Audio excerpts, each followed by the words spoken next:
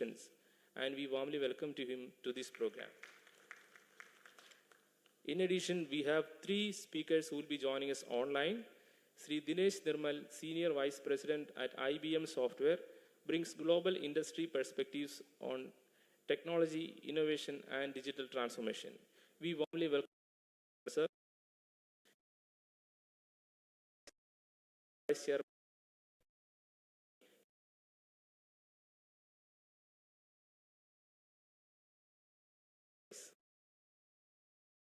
At Delhi, whose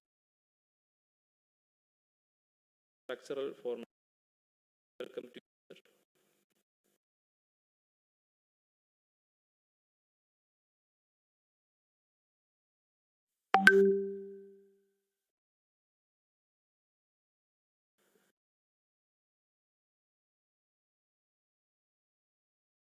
Delegates and here and look forward to our presentation. Thank you.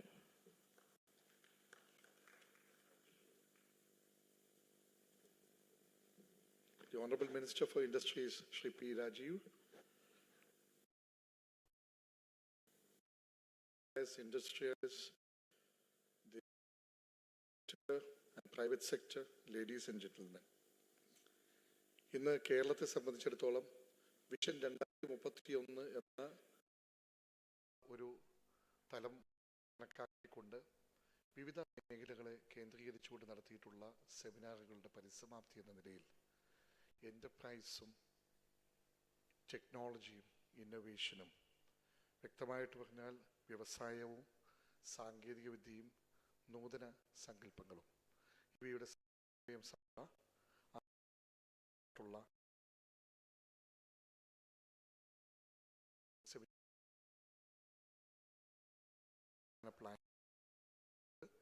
The Department of Planning and Economic Affairs of India ആണ്, government of കേരളയാണ് ഈ കാര്യം മുൻപേ എടുത്തിട്ടുള്ളത്. ഇവിടെ ആദ്യമായിട്ട് will have ഒരു ഈ ചർച്ചകളിലേക്ക് നേരിട്ട് പോകുന്നതിന് മുമ്പ് ബഹുമാനപ്പെട്ട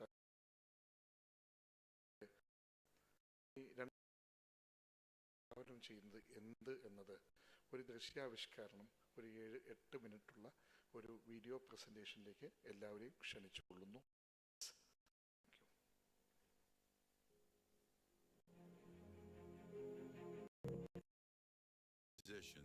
Development arms, innovation hubs, or industrial parks. The department to transform Kerala into India's most investment. This is a window 31. Let us begin from the northern tip of the state, Kannur to Kasaragod Industrial Corridor, a corridor leading northern Kerala toward development. One of its key objectives is national industry. Land scarcity is a major challenge for industrial growth in urban areas. The constructing multi-story in buildings on industrial township.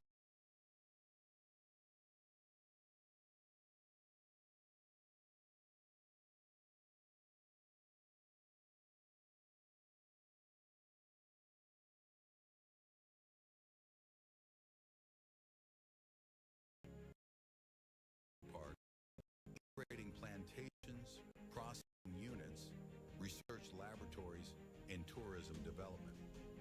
Kozhikode to Malappuram Industrial Cluster. This cluster is set to become the crown jewel of northern Kerala in biotechnology, electronics, and sports. A world-class biotech and life sciences park will become a reality here. Research in manufacturing and biopharma will leave a strong imprint on Malabar's healthcare ecosystem. Electronic system design and manufacturing will be a powerful vertical within this cluster.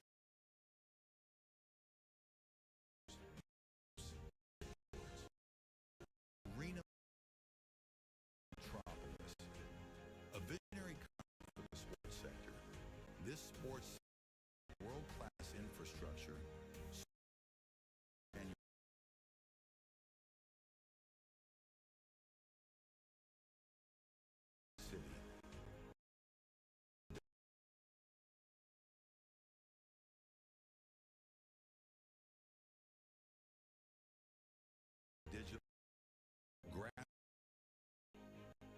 future centered on graphene, the material of tomorrow.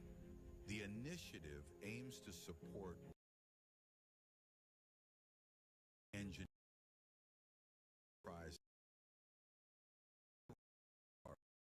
a technological marvel.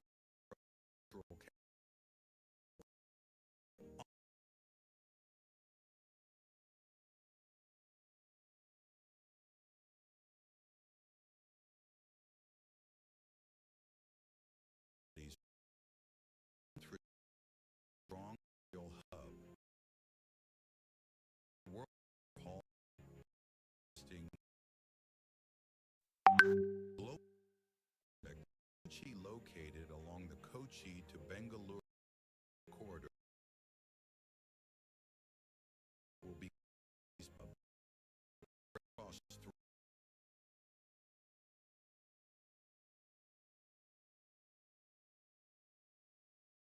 38 for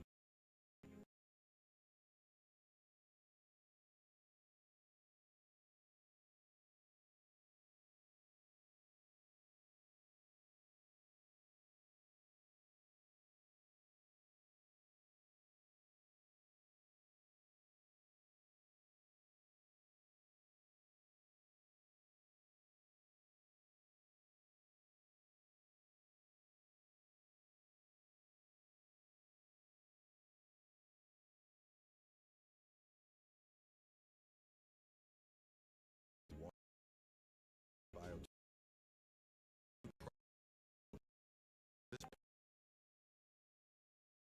dependent on the sea.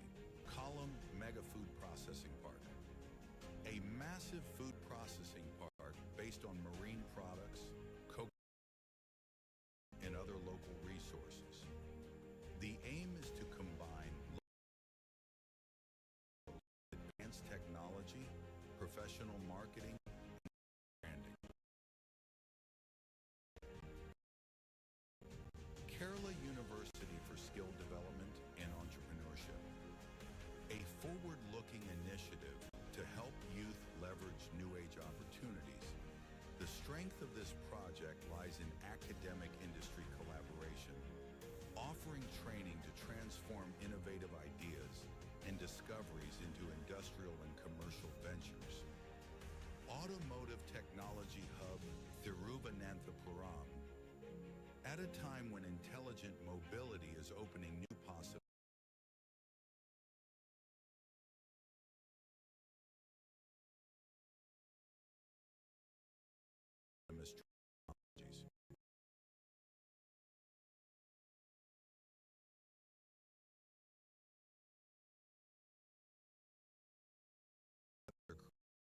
jobs.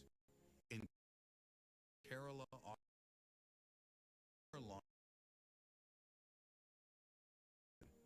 industrial complete medical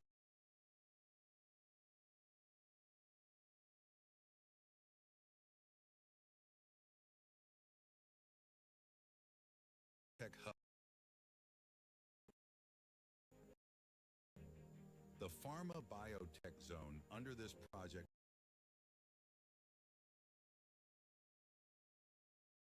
focus on similar nutraceutical products.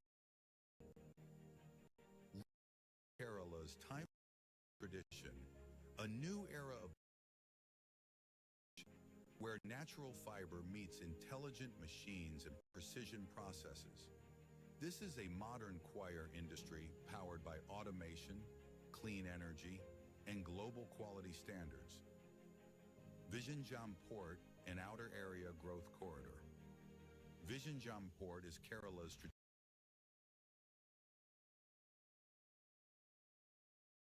gateway into a world-class commercial and economic powerhouse.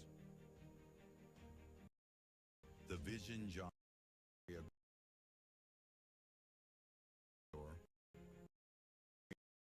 oriented smart zone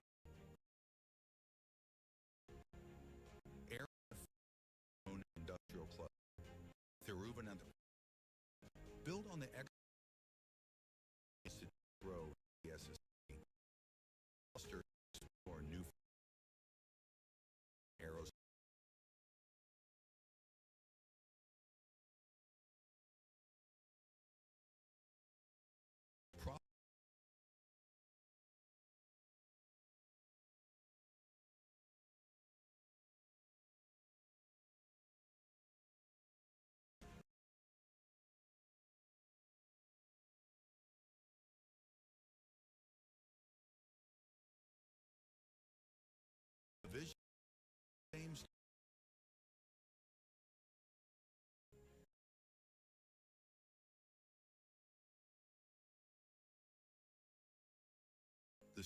strategic pillar for enterprising organization, tech transformation through integration, and design by creating regional studios. Phase 1 focuses on enterprise modernization, establishing the digital backbone framework for a resilient handloom ecosystem. Phase includes as a unified handloom and apparel portal, and mandatory digital registration with a centralized MIS for comprehensive data capture. The Chendamangalam Handloom Village will be developed as an integrated production hub, to a globally recognized destination.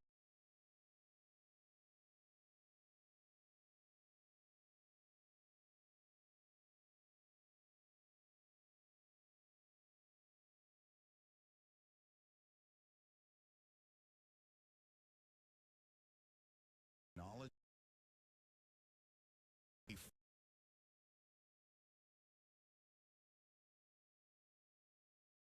fold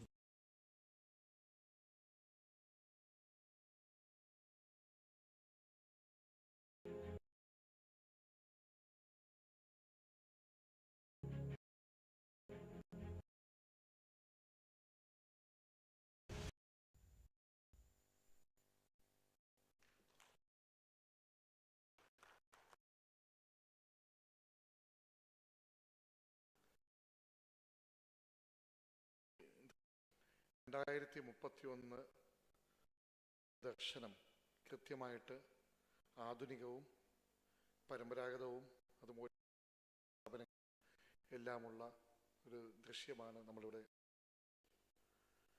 ഇതോടൊപ്പം തന്നെ നേരിട്ട് ചർച്ചകളിലേക്ക് പോകുന്നതിന് മുൻപായിട്ട് വിവിധ മേഖലകളിലായി ഇന്ന് ഇവിടെ വരെ നമ്മൾ എവിടെ എത്തി നിൽക്കുന്നു, setting the context. Just to a quick presentation slide show started. Yeah.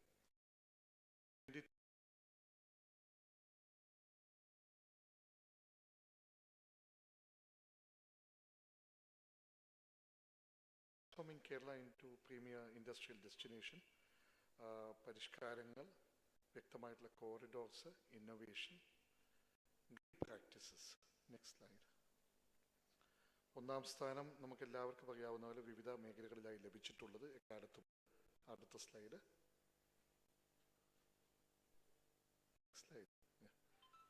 The connectivity and logistics, we need not re-emphasize it again and again, but we have such a strength, especially the next slide. ആദ്യത്തെ deep water and semi automated transshipment terminal. ഏറ്റവും പ്രധാനപ്പെട്ട കാര്യം ഈ port 15-20 metre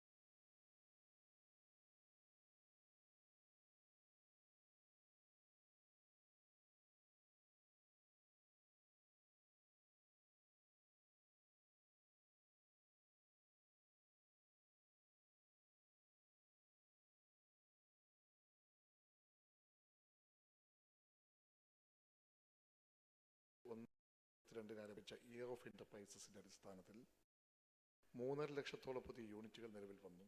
7.5 ലക്ഷം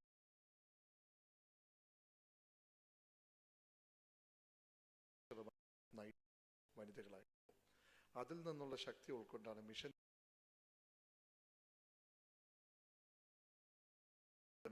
ഉണ്ടാക്കുന്ന കഴിവുള്ള, താല്പര്യവും പ്രാപ്തിയുള്ള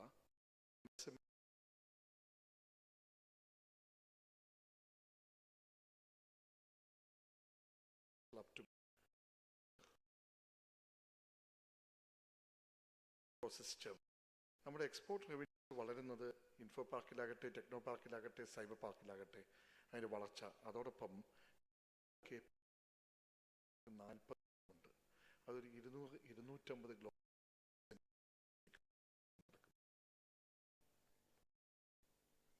knowledge economy vision, nature, people, industry എന്ന മുദ്രാവാക്യവുമായി responsible investment, responsible industry എന്നതിൽ നമ്മൾ ഊന്നൽ നൽകുന്നു. സ്കിൽഡ് ആയിട്ടുള്ള മാൻ പവർ ഭൂമിയുടെ ലഭ്യത വളരെ കുറവാണെങ്കിലും അതുകൊണ്ട് നമ്മൾ അറിയുന്നു. ലോക സാമ്പത്തിക ഉച്ചകോടി ഡാവോസിൽ വെച്ച് പോലും ദ സസ്റ്റൈനബിലിറ്റി ഫാക്ടർ, ഇന്ത്യയിലെ ആദ്യത്തെ ESG പോളിസിയുള്ള സംസ്ഥാനം, ഗ്രീൻ ഇൻഡസ്ട്രി, അതാണ് ഏറ്റവും വലിയ ആകർഷണമായി മാറിയത്. Next slide.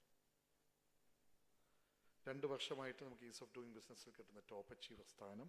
അടുത്ത slide.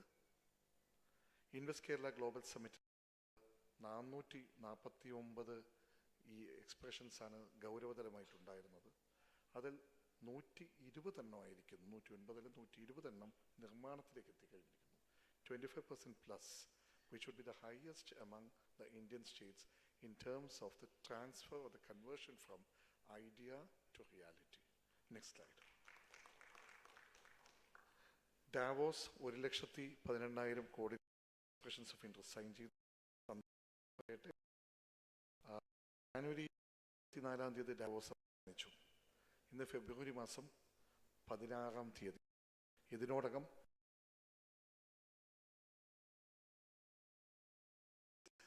exchanged expressions with us in Davos. It forward various parts to Kerala, sign the we are forward renewable energy, GCC, skill development, financial service. Next. Davos. Next. കേരളത്തിൻ്റെ climate എന്തുകൊണ്ട് ഇത്രയും മെച്ചമായി? നമ്മുടെ policies എല്ലാം നിലവിൽ വന്നു കഴിഞ്ഞു.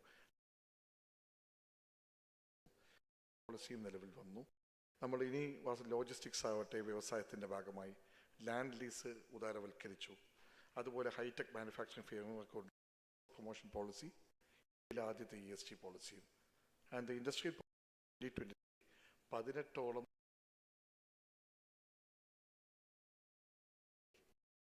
the scope of employment and the investment potential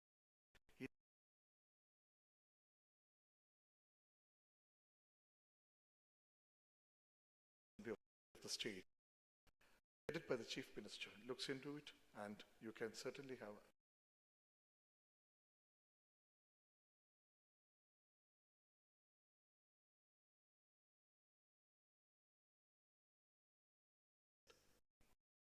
ആദ്യ policy 100% നമ്മുടെ ലക്ഷ്യം 2040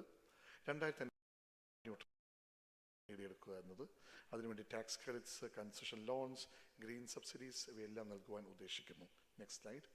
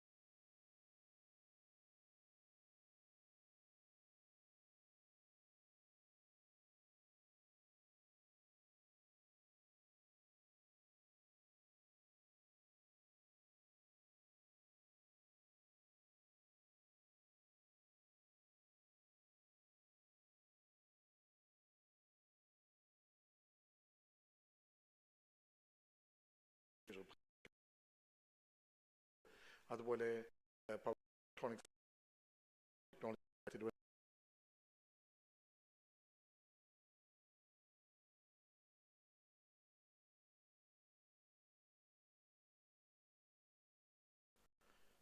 ഇന്നോവേഷൻ. ഇവിടെ ഈ ക്യാമ്പസ് ഇൻഡസ്ട്രിയൽ പാർക്ക് തന്നെ ലക്ഷ്യമിടുന്നു.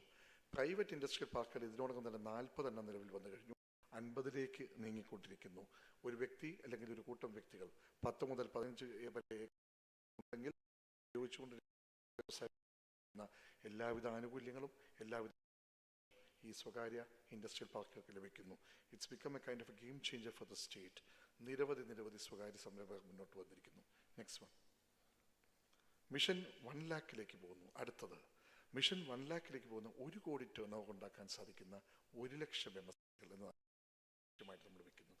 Next one, agri marine heritage value chains spices പാർക്കിൻ്റെ രണ്ടാം ഘട്ടവും ജം ആൻഡ് ജ്വല്ലറി പാർക്കും കേരളത്തിൻ്റെ ബ്രാൻഡായിട്ടുള്ള നന്മ ബ്രാൻഡ് ഇന്ന് പ്രോഡക്ട്സാണ്. അത് 100 പ്രോഡക്ട്സിലേക്ക് എത്തിക്കുവാനുള്ള ശ്രമമാണ് നമ്മൾ നടത്തുന്നത്. പൂർണ്ണമായിട്ട് ക്വാളിറ്റിയും എത്തിക്കൽ എന്നീ 2 ഘടകങ്ങൾ ചേർന്നുകൊണ്ടുള്ള നന്മ ബ്രാൻഡാണ് നമ്മൾ ഉദ്ദേശിക്കുന്നത്. അടുത്തത് കേരള ഇൻഡസ്ട്രിയൽ ഇൻഫ്രയുടെ നെക്സ്റ്റ് സ്ലൈഡ്. ഇൻഫ്രയുടെ പാർക്കുകൾ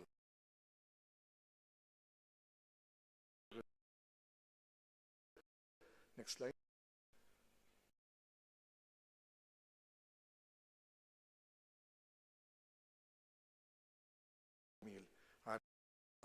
പ്രധാനപ്പെട്ട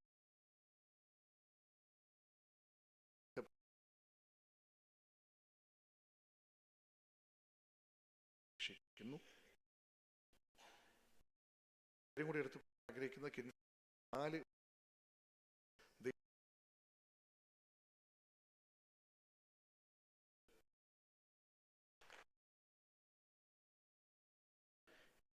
ഏകദേശം 51,000 ജോബ്സ് നേരിട്ടും 45,000 ജോബ്സ് ഡയറക്റ്റ് ആയിട്ടും പാലക്കാട് പ്രതീക്ഷിക്കുന്നു. അടുത്തത്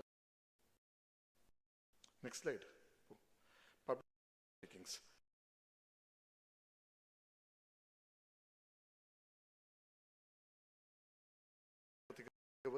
സംഘടന അതുപോലെ സാമ്പത്തിക board for public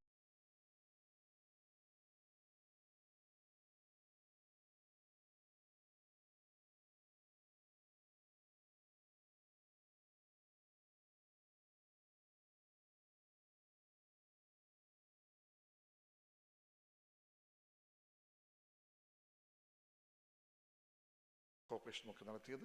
performance indicators നോക്കിയാൽ 35 പ്രോഫിറ്റ് മേക്കിംഗ് PSUs ശ്രദ്ധേയമായ കാര്യം.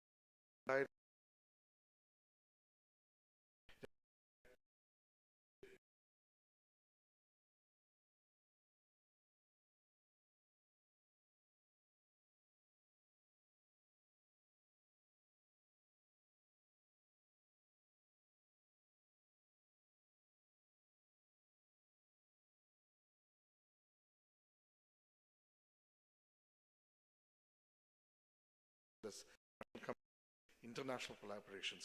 Next slide. Industry Kerala Minerals and Metals rare from Kochi level Kerala സർക്കാരും പ്രഖ്യാപിച്ച സാഹചര്യത്തിൽ മോണോസൈറ്റ് ക്രാക്കിങ്ങിലേക്കും അതിൻ്റെ പൈലറ്റ് ആയിട്ടുള്ള സിസ്റ്റം എല്ലാം കഴിഞ്ഞ് മുന്നോട്ട് നീങ്ങുകയാണ്. ഇത് തന്നെ ട്രാവൻ കൊച്ചിൻ കെമിക്കൽസ് ആണെങ്കിൽ നെറ്റ്ലേക്ക് അവർ ശ്രമിച്ചുകൊണ്ടിരിക്കുന്നു.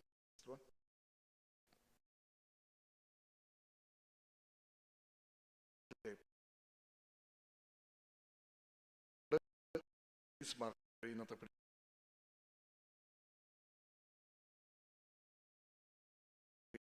പൂർണ്ണമായി സംസ്ഥാന അവിടെ സംസ്ഥാന സർക്കാർ പൂർണ്ണമായിട്ട് അത്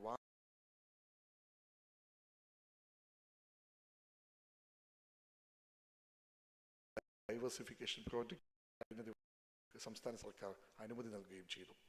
ട്രാവൻകൂർ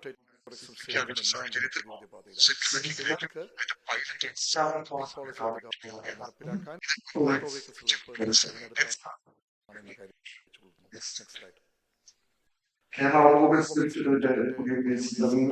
കേരള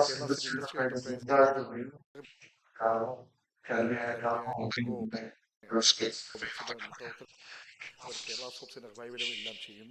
കെല്ലും അതുപോലെയുള്ള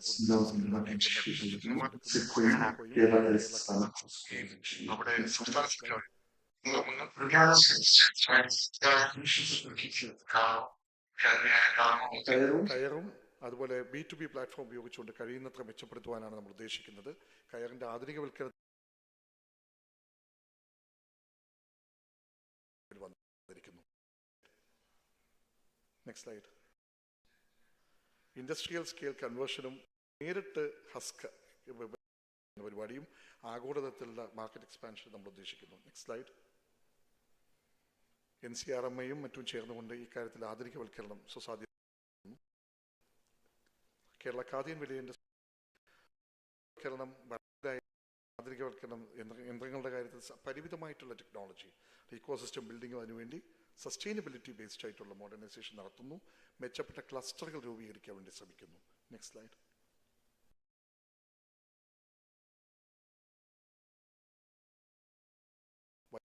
വൈവിധ്യം ആവശ്യം ആ മേഖലയിൽ നേരിട്ടിരിക്കുകയാണ്. ഹാൻഡ്ലൂം ആൻഡ് ടെക്സ്റ്റൈൽസിൽ കേരള ടെക്സ്റ്റൈൽസ് പ്രൊമോട്ട് ചെയ്യാൻ വേണ്ടിയിട്ട് ഗാർമെന്റ്സിന്റെ യൂണിറ്റും അത് കാര്യങ്ങളുമായി മുന്നോട്ട് നീങ്ങിക്കൊണ്ട്. Next slide. പ്ലാന്റേഷൻ ഡയറക്ടറേറ്റിൽ ഏറ്റവും ദൂരവ്യാപകമായിട്ടുള്ള പൂർണ്ണമായിട്ടുള്ള അനുകൂലമായിട്ടുള്ള ഘടകങ്ങളുള്ള ഒരു മികച്ച പോളിസി IIM റിപ്പോർട്ടിൻ്റെ രൂപീകരിക്കുന്ന വേള വൈവിധ്യവൽക്കരണവും ഡൈവേഴ്സിഫിക്കേഷനും കൂടുതൽ ക്രോപ്സ് ഈ ഒരു ഘടകത്തിലേക്ക് കൊണ്ടുവരാൻ വേണ്ടിയുള്ള ശ്രമവും തൊഴിലാളികളുടെ ലയങ്ങൾ പുനരുദ്ധരിക്കുന്ന പ്രവർത്തനവും ഇല്ല നടക്കുന്നു. Next slide. Policies Kerala logistics park പോളിസിയും കേരള എക്സ്പോർട്ട് പ്രൊമോഷൻ പോളിസിയും ഹൈടെക് മാനുഫാക്ചറിംഗ് ഫ്രെയിംവർക്കും എല്ലാം നിലവിൽ വന്നു കഴിഞ്ഞിരിക്കുകയാണ്. പ്രത്യേകിച്ച് logistics park is very very important. എത്രയോ കാലമായി logistics has always been divorced from industry. Kerala ഈ രാജ്യത്ത് ഒന്നാമത് വന്നതാണ്.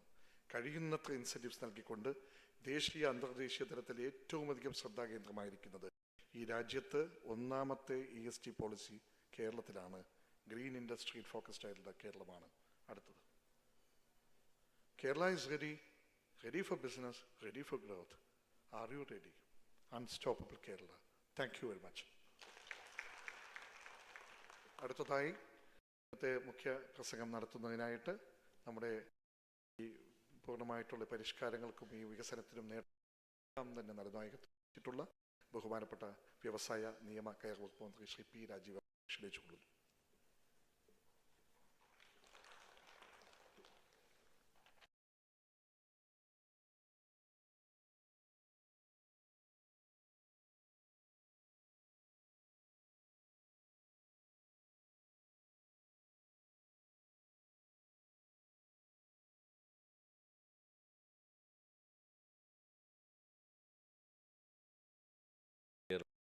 കേരളം കൈവരിച്ച നേട്ടങ്ങളും അടുത്ത 5 വർഷം ചെയ്യാൻ പോകുന്ന കാര്യങ്ങളും പ്രസന്റേഷനിലൂടെയും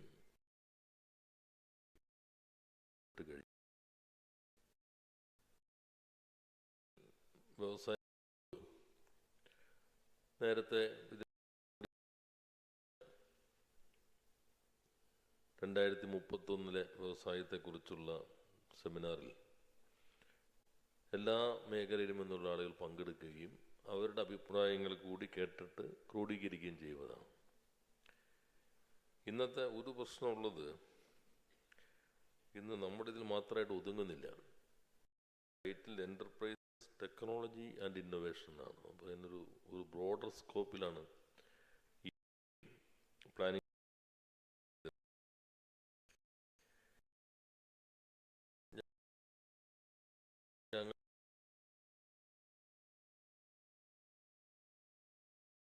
നിങ്ങൾക്ക് എല്ലാവർക്കും അറിയാം, വിദ്യാഭ്യാസ ആരോഗ്യ മേഖലയിലെ മികവ്, ക്ഷേമ മേഖലയിലുള്ള വലിയ രീതിയിലുള്ള മുന്നേറ്റം, ഇതാണ് കേരള മോഡൽ ഓഫ് ഡെവലപ്മെൻറ്റ് എന്നറിയപ്പെടുന്നത്.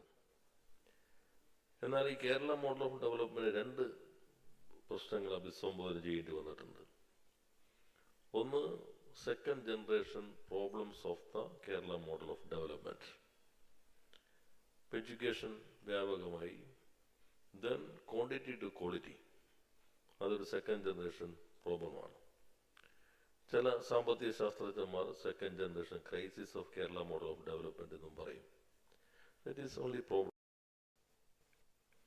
അതേപോലെ ഹെൽത്ത് കെയർ ഇപ്പോ മറ്റ് സംസ്ഥാനങ്ങളിലോ പല രാജ്യങ്ങളിലും ചെറിയ ഒരു വിഭാഗമേ ആവശ്യമില്ല. പക്ഷെ കേരളത്തിൽ it is must on all hospitals including government hospitals. അത് ആരോഗ്യ മേഖലയിലെ മുന്നേറ്റത്തിൻ്റെ ഭാഗമായിട്ടാണ്. അതേപോലെ തന്നെ ജീവിതശൈലി രോഗങ്ങൾ ഏറ്റവും കൂടുതൽ വരുന്ന ഇടമൊന്നായി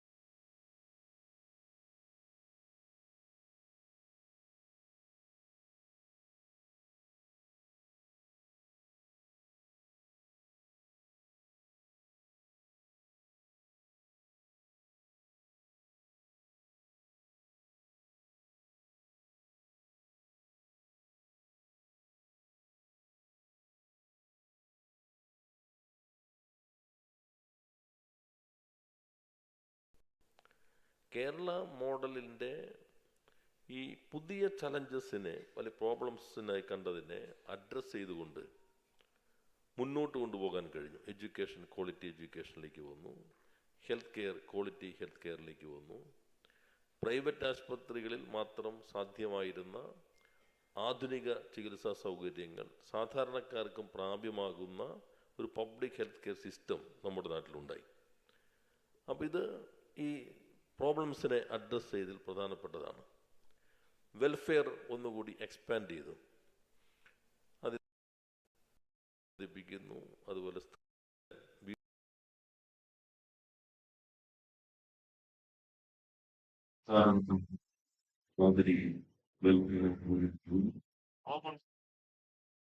വെൽഫെയർ സ്കീം ശക്തിപ്പെടുത്തുന്നു. അതിൻ്റെ തുടർച്ചയിലാണ് ഇൻഫ്രാസ്ട്രക്ചർ ഡെവലപ്മെൻറ്റ്.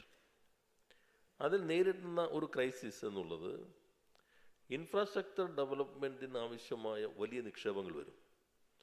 കേരളം പോലെ സംസ്ഥാനത്തിൻ്റെ ബജറ്റിൻ്റെ പരിധിക്കകത്തും ഇന്ന് അത്രയും വികസനത്തിന് മാറ്റിവെക്കൽ എളുപ്പമല്ല.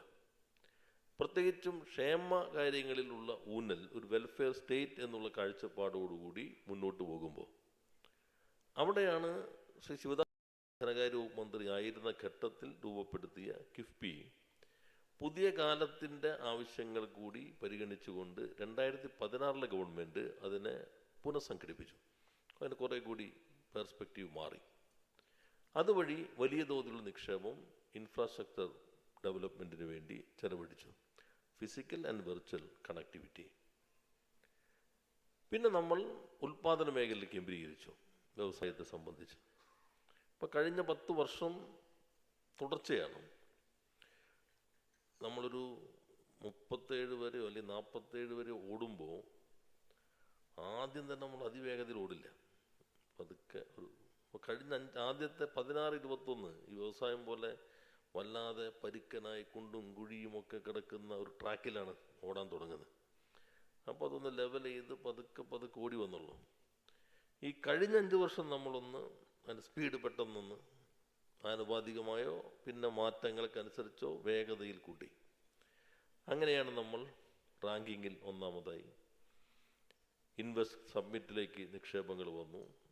ആ നിക്ഷേപ വാഗ്ദാനങ്ങൾ നമുക്ക് യാഥാർത്ഥ്യമാക്കാൻ കഴിഞ്ഞു. ദാവോസ് ഉൾപ്പെടെയുള്ള നിക്ഷേപങ്ങളിലൂടെ അവതരിപ്പിച്ചല്ലോ. കേരളത്തിൻ്റെ പ്രത്യേകതകൾ മനസ്സിലാക്കി പോളിസി അവതരിപ്പിച്ചു. ESG policy, graphene policy, knowledge based economy എന്ന പുതിയ കാഴ്ചപ്പാടിനനുസൃതമായി അത്തരത്തിലുള്ള വ്യവസായങ്ങൾക്ക് പരിഗണന നൽകി.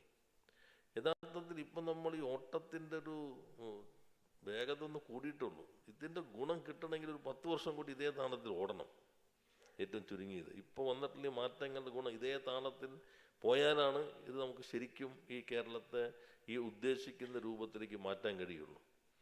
അത് വളരെ പ്രധാനപ്പെട്ടതാണ്. പിന്നെ നമ്മുടെ ഈ കേരള മോഡലിൽ നിന്ന് ഒരു സൈലന്റ് റെവല്യൂഷൻ എങ്ങനെ നടന്നു, അത് ഈ തീയുമായി ബന്ധപ്പെട്ടിട്ടാണ് പറയുന്നത്. The transition of our startup ecosystem from ideation and early stage experimentation to scale-up readiness.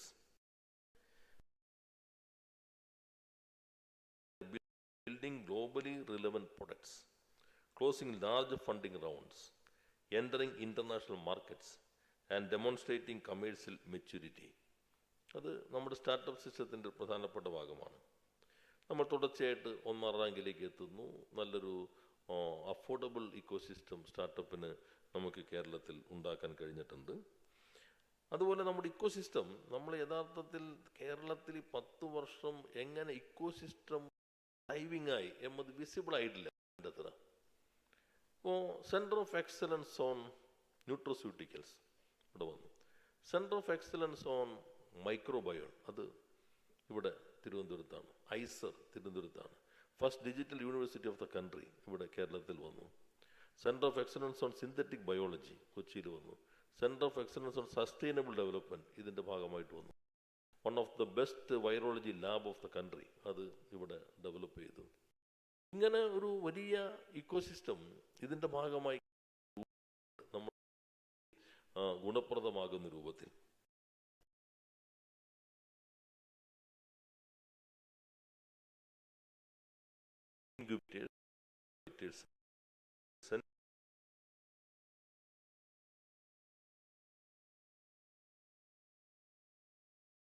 that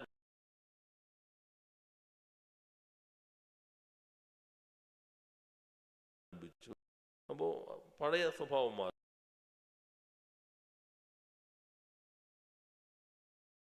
ഇന്റേൺഷിപ്പിന് പോകാൻ കഴിയുന്ന സാഹചര്യം വന്നു. Village Kerala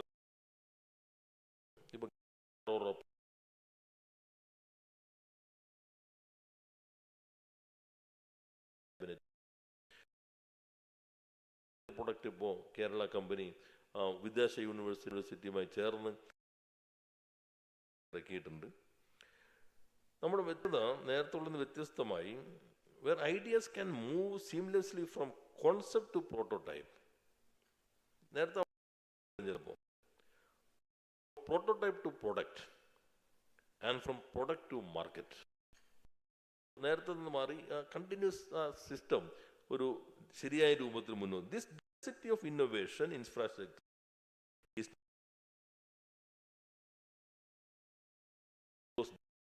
ensuring that is inclusive. ഒരൊറ്റ വാചക പ്രയോഗത്തിൽ കേരളത്തിൽ ഈ 10 വർഷത്തെ ഇൻഡസ്ട്രിയലൈസേഷനെ വിശേഷിപ്പിക്കാൻ പറ്റും. This is industrialisation. ബിഗ് ഇൻഡസ്ട്രീസിലല്ല നമ്മൾ മാത്രമല്ല നമ്മൾ ഫോക്കസ് ചെയ്യുന്നത്, ഏതെങ്കിലും അർബൻ ഏരിയയിലല്ല, ചെറിയ ഇൻഡസ്ട്രീസ്. ഇപ്പം നമ്മൾ ചിലത് ആഘോഷിക്കാതെ പോകുന്നുണ്ട്. വ്യവസായ ഡയറക്ടറേറ്റ് ശ്രദ്ധിക്കേണ്ട ഭാഗങ്ങളാണ്. ഇയർ ഓഫ് എൻ്റർപ്രൈസസ് ഇപ്പം നമ്മൾ 4 ലക്ഷം കഴിഞ്ഞു. 4 lakh കേരളത്തിൻ്റെ year of enterprises.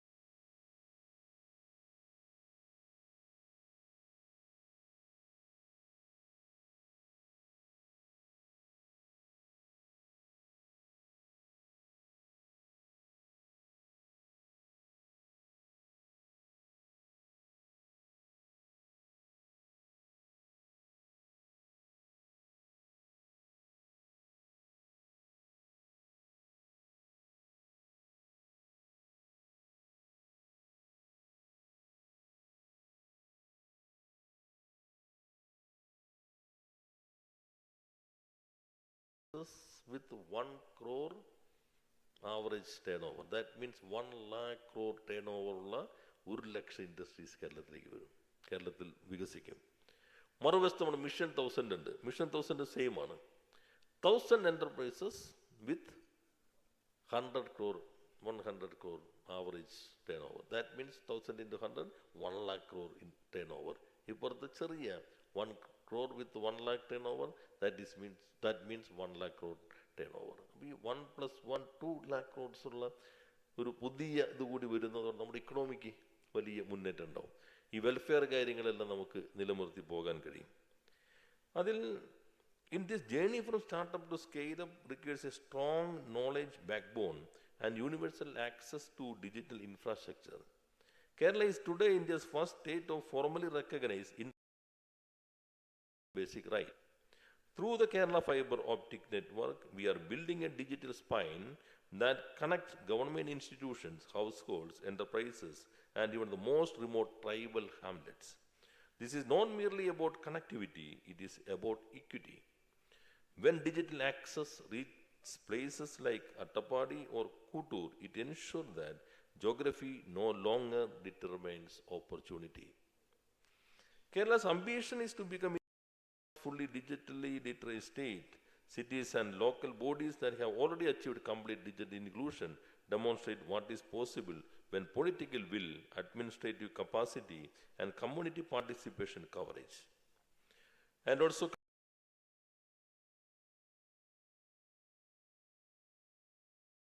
reduces transaction costs and create a predictable rule-based environment for enterprises to operate and scale.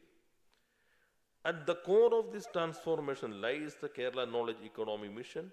This mission reflects a clear understanding that the most valuable resources of the future is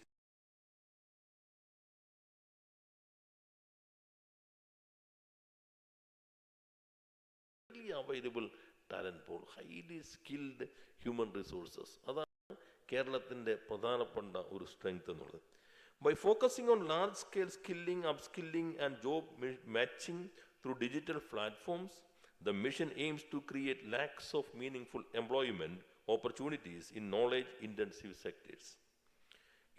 It allies education, industry demand, and technology in a single framework, ensuring that our youth are not merely and future ready. Technology, of course, is not an end in itself. Our focus is firmly on deep tech and frontier domains that will define competitiveness, intelligence, semiconductor design, robotics, technologies, fintech, and supported ecosystem. From developing indigenous AI processors to integrating artificial intelligence into school education, from MSME-focused AI incentives to real-world deployments in governance, transport, and education, Kerala is positioning itself as a living laboratory for ethical, human-centric technology. ഇത് വലിയൊരു ട്രാൻസ്ഫോർമേഷനാണ് ഈ 10 വർഷം കേരളത്തിൽ ഉണ്ടായിട്ടുള്ളത്. This knowledge-led transformation is also reshaping our industrial profile. The outdated perception of Kerala as merely a consumer state no longer holds. Today, we host world-class R&D and manufacturing facilities across electric mobility, electronic aerospace, space technology, and digital services. Large-scale investment by global technology companies, innovation campuses employing thousands of professionals, and specialized industrial parks reflect growing investor confidence in Kerala's policy, environment, and execution capacity. ഇതിൻ്റെ തുടർച്ചയായിട്ടാണ് ഇത്തവണത്തെ budget നോക്കുകയാണെങ്കിൽ 4,745.4 crores earmarked for R&D across sectors. അതുപോലെ തന്നെയാണ് ഈ ബഡ്ജറ്റിൽ നമ്മൾ ഒരു പുതിയ യൂണിവേഴ്സിറ്റി വിഷൻ 2031 ഭാഗമായിട്ടുള്ളതാണ് ഈ ബഡ്ജറ്റിൽ തന്നെ ഇൻകോർപ്പറേറ്റ് ചെയ്തു. University skill and entrepreneurship university PPP model provide chancellor CM ബാക്കിയെല്ലാം ഇൻവെസ്റ്റേഴ്സും ടെക്നോക്രാറ്റ്സും ആർക്കും അവിടെ കോഴ്സ് നടത്താം. ഇപ്പോൾ അവർക്കൊരു കോഴ്സ് വേണം, അവർക്ക് നടത്താം. അത് with concurrence of the universities academic certificate university. അതാണ് ഒരു പുതിയ സ്കിൽ നന്നായി തന്നെ ഇൻഷുർ ചെയ്യാൻ പറ്റുന്ന സംവിധാനം വരുന്നുണ്ട്. ഇതിൻ്റെയൊക്കെ അടിസ്ഥാനത്തിലാണ് നമ്മുടെ ഇൻഡസ്ട്രിയൽ പോളിസി ഫ്രെയിം ചെയ്തിട്ടുള്ളത്. ACS അത് വിസ്തീരിച്ച് കഴിഞ്ഞു. നമുക്ക് ഇതുവരെ ഉപയോഗിക്കാൻ പറ്റാതിരുന്ന അല്ലെങ്കിൽ ഉപയോഗിക്കുന്നുണ്ടെങ്കിലും ആ പൊട്ടൻഷ്യൽ പൂർണ്ണമായിട്ടും യൂട്ടിലൈസ് ചെയ്യാൻ പറ്റാതിരുന്ന മേഖലയാണ് നമ്മുടെ മിനറൽസ്. ഇപ്പോൾ നമ്മൾ ടൈറ്റാനിയം ഓക്സൈഡ് വന്നു, ടൈറ്റാനിയം സ്പോഞ്ച് വരുത്തി നിൽക്കുന്നു. ISR ടൈറ്റാനിയത്തിലേക്ക് എത്തണം. ഒപ്പം തന്നെ മോണോസൈറ്റ് നമ്മൾ മണ്ണിനടിയിൽ സൂക്ഷിച്ചു വെച്ചേക്കായിരുന്നു. കാരണം നേരത്തെ നമുക്ക് അനുമതിയില്ലായിരുന്നു, IREക്ക് മാത്രമേ കഴിയുള്ളൂ. ഇപ്പോൾ നമ്മളതിൻ്റെ പ്രൊജക്റ്റിലേക്ക് വന്നു, ടെൻഡർ പ്രോസസ്സ് പോവുകയാണ്, ജോയിൻറ്റ് വെഞ്ചർ. വലിയ മാറ്റം ആ മേഖലയിൽ ഉണ്ടാക്കാനായിട്ട് കഴിയും. അതാണ് ഇത്തവണത്തെ ബഡ്ജറ്റ് റെയർ എർത്ത് കോറിഡോർ. അത് യൂണിയൻ ഗവൺമെൻറ്റും അത് ഉൾപ്പെടുത്തിയിട്ടുണ്ട്. പക്ഷെ നമ്മൾ ഉദ്ദേശിക്കുന്നത് mining should be in the public sector. മറ്റ് joint venture along with KMML technology partner internationally നമുക്ക് ഉപയോഗിക്കാൻ കഴിയും. ഇത് വന്നാൽ കേരളത്തിൽ വലിയ മാറ്റം ഉണ്ടാവും. നമ്മുടെ എക്കണോമിക്ക് ഗൾഫിന് എണ്ണ പോലെ തന്നെയാണ് കേരളത്തിന് ഈ റെയർ എർത്ത് എന്നുള്ളത്. അതിൻ്റെ വാല്യൂ അഡീഷൻ കുറേ കാലമായി നമ്മൾ ചർച്ച ചെയ്തുകൊണ്ടിരിക്കുന്നത് നല്ല പൊട്ടൻഷ്യൽ ഉപയോഗിക്കാനായിട്ട് ഇത് കഴിയും എന്നാണ് കരുതുന്നത്. അതുപോലെ തന്നെ നമ്മുടെ പുതിയ സംവിധാനങ്ങൾ ഇപ്പോൾ കഴിഞ്ഞ ദിവസം കേരളത്തിൻ്റെ വ്യവസായ മേഖല മാറ്റത്തിൻ്റെ പ്രതിഫലനമാണ് കഴിഞ്ഞ ദിവസം പെരുമ്പാവൂർ നമ്മൾ ഉദ്ഘാടനം ചെയ്ത പുതിയ ഇലക്ട്രോണിക്സ് പാർക്ക് എന്നുള്ളത്, കെയ്ൻസ് ടെക്നോളജീസ്. ശ്രീ രമേഷ് കൺസൺ is also suppose to be participating by online in the session. അപ്പം അതിൽ ഒരു കാട് പിടിച്ച് കിടന്ന സ്ഥലമായിരുന്നു. അത് നമ്മളിപ്പോൾ കിൻഫ്ര ഏറ്റെടുത്തു, 30 acres. അവിടെ പുതിയ കമ്പനി സ്റ്റാർട്ട് ചെയ്തപ്പോൾ EOE വന്നതാണ് IKGS-ൽ. കല്ലിടാനാണ് നമ്മൾ ആദ്യം ഡേറ്റ് കൊടുത്തത്. പക്ഷെ അവർ ആ സ്ഥലമൊക്കെ പോയി ഉണ്ട്, ഇങ്ങനെ മാർഗവീ നിലയം പോലെ കിടക്കുകയായിരുന്നു. പക്ഷെ അവരത് കണ്ടപ്പോൾ അവർ റിനോവേറ്റ് ചെയ്യാൻ തീരുമാനിച്ചു. അപ്പോൾ കല്ലിടുമ്പോൾ തന്നെ ഫസ്റ്റ് യൂണിറ്റ് ഉദ്ഘാടനം ചെയ്യുകയാണ്, റിനോവേറ്റ് ചെയ്തിട്ട് 100 പേഴ്സൺസ് ഇപ്പോൾ തന്നെ ജോലി കൊടുത്തു കഴിഞ്ഞു. ഞങ്ങൾ ചെല്ലുമ്പോൾ 100 ലാപ്ടോപ്പ് പുറത്തേക്ക് ഇറങ്ങി ആദ്യത്തെ ദിവസം. ഇവിടുന്ന് ഞാൻ അവിടുത്തെ എംപ്ലോയീസിനെ പരിചയപ്പെട്ടു. 4 പേർ America. Migration is also happening എന്ന് പറയുമ്പോൾ ചിലത് അത്ഭുതപ്പെടും. ഇത് 4 പേർ അമേരിക്കയിൽ ജോലി ചെയ്തിരുന്നവർ അവിടെ നിന്ന് വന്ന് പെരുമ്പാവൂർ ഇപ്പോൾ ജോലി ചെയ്യുകയാണ്. ബാംഗ്ലൂരിൽ ഉണ്ടായിരുന്ന ആളാണ് എൻ്റെ യൂണിറ്റ് ചീഫ്. മറ്റാളുകളും ബാംഗ്ലൂർ ജോലി ചെയ്ത് പുറത്ത് ജോലി ചെയ്തവരുണ്ട്. അപ്പോൾ ഇത് സംഭവിക്കുകയാണ്. ലിങ്ക്ഡിൻ റിപ്പോർട്ട് നിങ്ങൾ ശ്രദ്ധിച്ചിട്ടുണ്ടാവില്ല. ജൂൺ മുതൽ ജാൻ ടു ജൂലൈ 40,000 മലയാളി പ്രൊഫഷണൽസാണ് പല ഭാഗത്തുള്ള കമ്പനികൾ ജോലി ചെയ്യുന്നവർ കേരളത്തിൽ വന്ന് ജോയിൻ ചെയ്തിട്ടുള്ളത്, ലിങ്ക്ഡിൻ മെമ്പേഴ്സിന് മാത്രം. ഇത് അടുത്ത 8 മാസം കൊണ്ടാണ് നെക്സ്റ്റ് യൂണിറ്റ് അവർ ഉദ്ഘാടനം ചെയ്യുന്നത്. അടുത്ത 8 മാസം കഴിയുമ്പോൾ അടുത്ത യൂണിറ്റ് ഉദ്ഘാടനം ചെയ്യും. ആദ്യത്തെ സ്റ്റേജിൽ 1000 പേരാണ്, അടുത്ത സ്റ്റേജിൽ 4000 പേര്. അപ്പോൾ 5000 എഞ്ചിനീയേഴ്സ് ആൻഡ് ഡിപ്ലോമ ഹോൾഡേഴ്സ് അവിടെ ജോലി ചെയ്യാൻ പോവുകയാണ്. ഇതാണ് മാറുന്ന ഇക്കോ സിസ്റ്റം എന്നുള്ളത്. PSU ട്രഡീഷണൽ സെക്ടർ കഴിഞ്ഞ ദിവസം കെൽട്രോൺ MD ഇവിടെയുണ്ട്. വിയറ്റ്നാമിന് ആവശ്യമായിട്ടുള്ള ഡിഫൻസ് സോണാർ സിസ്റ്റം, അതിനാണ് അവിടെ ഒരു MOU ഒപ്പുവെച്ചു. അതേപോലെ തന്നെ ഞങ്ങൾ കുറേ ശ്രമിച്ചിട്ടും കയറാതിരുന്ന ഒരു ഇതായിരുന്നു കൊക്കോണിക്സ്. അതിപ്പോൾ തമിഴ്നാട്ടിൽ നല്ല ഡിമാൻഡ് ഉറപ്പുവരുത്താവുന്ന രൂപത്തിലുള്ള പുതിയ ഒരു എഗ്രിമെൻറ്റിലും അത് ഒപ്പുവെച്ച് കഴിഞ്ഞിട്ടുണ്ട്. അപ്പോൾ നല്ല മാറ്റം നമുക്കുണ്ടാകാൻ അത് കഴിഞ്ഞിട്ടുണ്ട് പൊതുമേഖലാ സ്ഥാപനം എന്ന നിലയിൽ. പിന്നെ നമ്മുടെ സ്കിൽ ഡെവലപ്മെൻറ്റ്, ഇപ്പോൾ സ്കിൽ യൂണിവേഴ്സിറ്റി വരുന്നു, പിന്നെ ASAP ഉണ്ട്, പിന്നെ industry aligned certification programmes and through digital workforce management system. Kerala is ensuring that its human capital evolves to set up with technological change. Special emphasis on rural and semi-urban employment models further ensure that growth is balanced and socially inclusive. അതാണ് ഇപ്പോൾ നമ്മുടെ എല്ലായിടത്തേക്കും വരുന്നു. ഇപ്പോൾ കൊട്ടാരക്കര സോഹോ കോർപ്പറേഷൻ്റെ വന്നു, എറണാകുളത്ത് ഗ്രാമത്തിലേക്ക് വരുന്നു, മറ്റു സ്ഥലങ്ങളിലെല്ലാം. കാസർഗോഡ് ഒരു ദിവസം ഞങ്ങൾ 13 സ്ഥാപനങ്ങൾ 7 ഉദ്ഘാടനം ചെയ്തു, 6 കല്ലിട്ടു. വയനാട് ഇപ്പോൾ കോഫി പാർക്ക് റെഡിയായിരിക്കുന്നു. അതുപോലെ തൊടുപുഴ സ്പൈസസ് പാർക്ക് പൂർണ്ണമായിട്ടും, വയനാട് എല്ലാ മേഖല ഇൻക്ലൂസീവ്നെസ്, സ്മോൾ ടു ലാർജ്. ഞാൻ നേരത്തെ പറഞ്ഞല്ലോ, മൈക്രോ, നാനോ, മൈക്രോ, മീഡിയം, അതോടൊപ്പം തന്നെ big industries. Kasaragod to Trivandrum, urban and villages എല്ലായിടത്തേക്കും. Kerala is a large of the world. ആ സൗകര്യം കൂടി ഉപയോഗപ്പെടുത്തുന്നു. അപ്പോൾ അത്തരത്തിലുള്ള ഒരു വലിയ മുന്നേറ്റമാണ് ഇപ്പോൾ നടന്നുകൊണ്ടിരിക്കുന്നത്.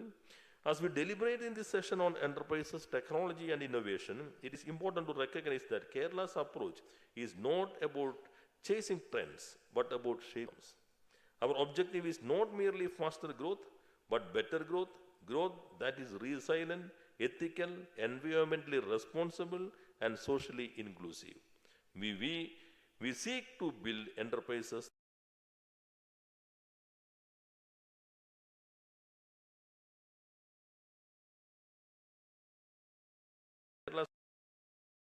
innovation-led economy has been guided by deliberate, long-term planning, aligning social development, infrastructure creation, skilling priorities, and industry strategy into a coherent development. Not limited to startups or emerging technologies alone, but extend to the transformation of our technological sectors such as MSMEs, coir, handloom, agro-processing, Ayurveda, and logistics, where technology, design, and quality standards are enabling higher productivity, value addition, and global competitiveness. This transformation is being further strengthened by growing reverse flow of globally experienced Malayali professionals who are returning to Kerala not merely to seek opportunities but to create enterprises, mentor innovators, and bring global best practices into local contexts. All of this is Kerala's focus on its technology-enabled systems that create predictability, trust, and scalability for enterprises. As we move forward, the task before us is clear: to deepen collaboration across government, industry, academia, and society, accelerate exclusion, and collectively ensure that Kerala translates policy intent and innovative policies into impact at scale, emerging as a national reference point for responsible, inclusive, and future-ready growth. ഇപ്പോൾ ഈ പോളിസിയാണ് government നടപ്പിലാക്കാൻ ശ്രമിക്കുന്നത്. അതിൻ്റെ അടിത്തറ കഴിഞ്ഞ 5 വർഷം, ആദ്യത്തെ 5 വർഷമായി നല്ല രീതിയിൽ ഇപ്പോൾ സ്ട്രെങ്തായി. ഇനി മേൽക്കുര വേണോ, നല്ല രീതിയിൽ മുന്നോട്ട് പോകണോ എന്നുള്ളത് ഈ അടുത്ത 5 വർഷമാണ് പ്രധാനമായും തീരുമാനിക്കുന്നത്. അതിന് ഈ പോളിസി സഹായകരമായിരിക്കും. നിങ്ങളുടെ എല്ലാവരുടെ അഭിപ്രായങ്ങൾ അതിനുള്ള ഒരു ഇൻപുട്ടായിട്ട് സ്വീകരിക്കാം എന്നുകൂടി സൂചിപ്പിച്ചുകൊണ്ട് വാക്കുകൾ അവസാനിപ്പിക്കുന്നു. എല്ലാവർക്കും നന്ദി, നമസ്കാരം. Thank you very much sir.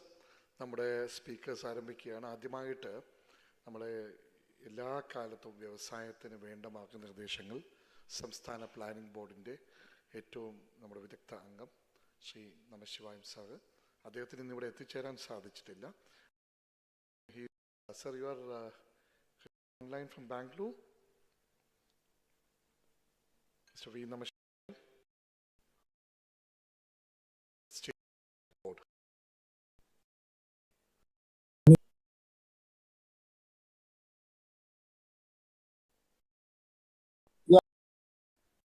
Hear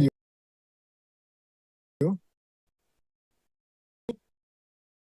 Hello. Namaskar, sir. For your values, please. Yeah. Thank you. Thank you.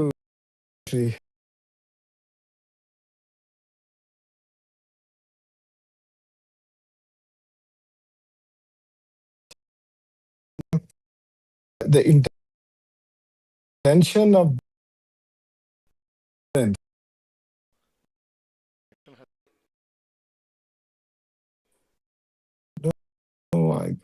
morning.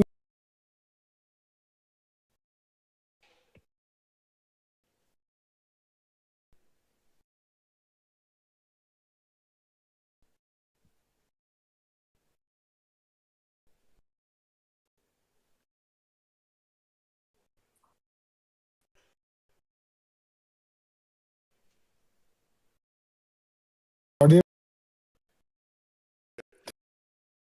Thank you. My personal apologies to Minister and dignitaries. I'm not personally able to join because of some health issues. And I would like to start by saying that what you have presented as achievement and vision is truly impressive. And the vision, I would say, is a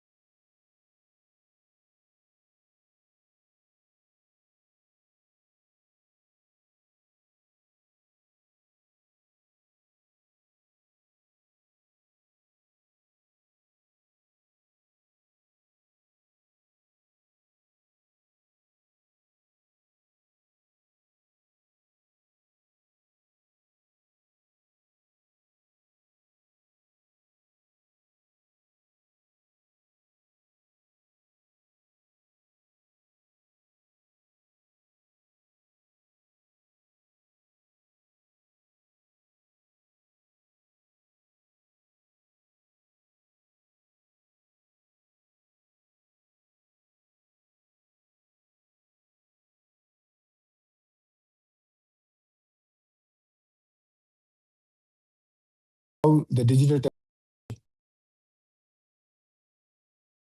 how institutional required reach the people has been done. Internet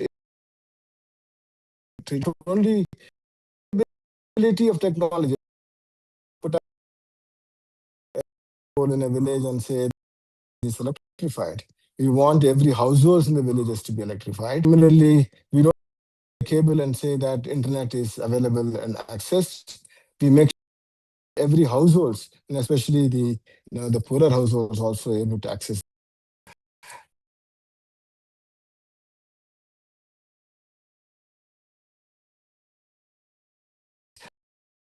is uh, a big difference. No, the other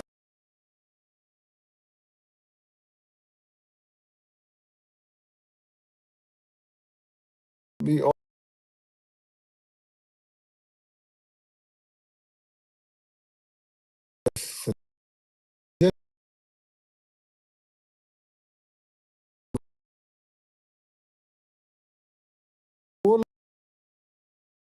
especially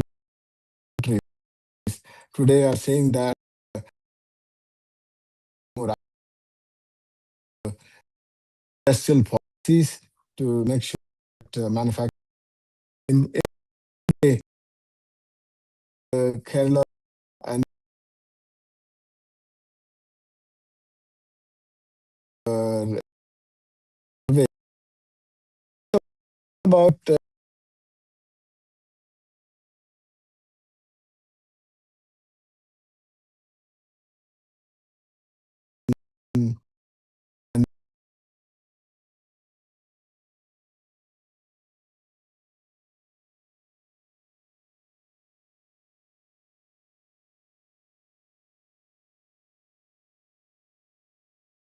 in some way that this Kerala approach and model was leading in these aspects by being active and also facilitating this. No, um, I would like to say two more things. One is to achieve the competitiveness, industrial competitiveness in the state. There are many factors now today converging. And the one aspect is, for example, there is a convergence of various investments come together. Minister again talked about the Birmingham, and the secretary also mentioned about how the Birmingham port is going to providing the global connectivity to us. So the investment that we made on the people, the infrastructure, and the social mobilization of entrepreneurship is coming together in many ways to create an environment and climate to achieve the vision that's set forth by the minister and the department. So the competitiveness is also about today morning we were discussing that for example, in information technology, the IT firms in Kerala is at least 40% cost competitiveness is achieved in comparison to other major cities. So in that way, that we are able to move forward, we're able to achieve this competitiveness not only through ease of doing business and cutting down bureaucracy and ease of entering, and also thinking about longer term cheaper and energy and the logistics. The minister talked about integrating logistics and industry. These are the factors prevented earlier, from Kerala emerging as a modern thing. And we are also shifting. I mean, while we are modernizing and bringing in technology for traditional industries, there are also a number of modern industries emerging, which may not get reflected in today's economic data. And Balagopal will be able to explain how he's able to the new green shoots emerging and how they're going to change the things. So, to me, I think this the vision is achievable. We are in a position where many convergence of factors are happening, and I'm really keenly looking forward to what the industrialists and other practitioners are likely to say and help us to implement this process. Thank you.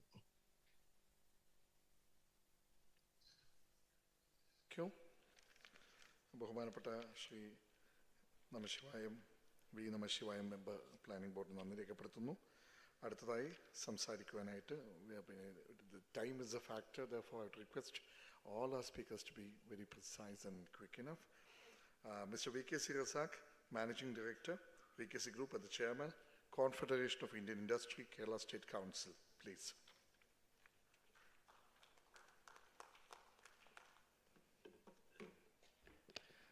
Respected dignitaries on and off the dais, dear friends. നേരത്തെ minister പറഞ്ഞ പോലെ തന്നെയാണ് എനിക്കും പറയാനുള്ളത്. കാരണം നിങ്ങളുടെ രണ്ടുപേരെ പ്രസംഗം കഴിഞ്ഞപ്പോൾ പിന്നെ നമുക്കൊന്നും പറയാനില്ലാത്ത പോലെ ആയിട്ടുണ്ട്. See, actually what we were thinking or what we wanted to do, I think both policy makers and the executives are already done that or already thought of it. അപ്പോൾ ഞാൻ ഒരൊറ്റ മിനിസ്റ്റർ എനിക്ക് തോന്നുന്നു പെട്ടെന്ന് തോന്നുന്നു ഒരൊറ്റ കാര്യം മാത്രം ജസ്റ്റ് സൂചിപ്പിക്കാൻ ഉദ്ദേശിക്കുകയാണ്. അതായത് കഴിഞ്ഞ നമ്മുടെ ദാവോസിൽ CIAയുടെ ഭാഗമായിട്ട് പോകാൻ വേണ്ടിയിട്ടുള്ളൊരു അവസരം കിട്ടി. അപ്പോൾ അതിൽ ഒരു നമ്മുടെ സ്വിറ്റ്സർലൻഡ് എന്ന് പറഞ്ഞിട്ടുള്ള നമ്മുടെ വിൻഡ് എനർജിയുടെ ഇന്ത്യൻ വൈസ് ചെയർമാൻ അവിടെ വന്ന് പറഞ്ഞത്, if we have A renewable energy policy in place, so we can, I mean A minimum of 1 lakh crore of investment is assured. അതാണ് അദ്ദേഹം പറഞ്ഞത്. നിങ്ങൾ വേറെ ഒന്നും ചെയ്യണ്ട, ജസ്റ്റ് ഒരു പോളിസി മാത്രം ക്രിയേറ്റ് ചെയ്ത് തന്നാൽ മതി എന്നുള്ളതാണ്. അപ്പോൾ അത് സാന്ദർഭികവശാൽ I'm just reminding you on this occasion. So can I have the presentation, please?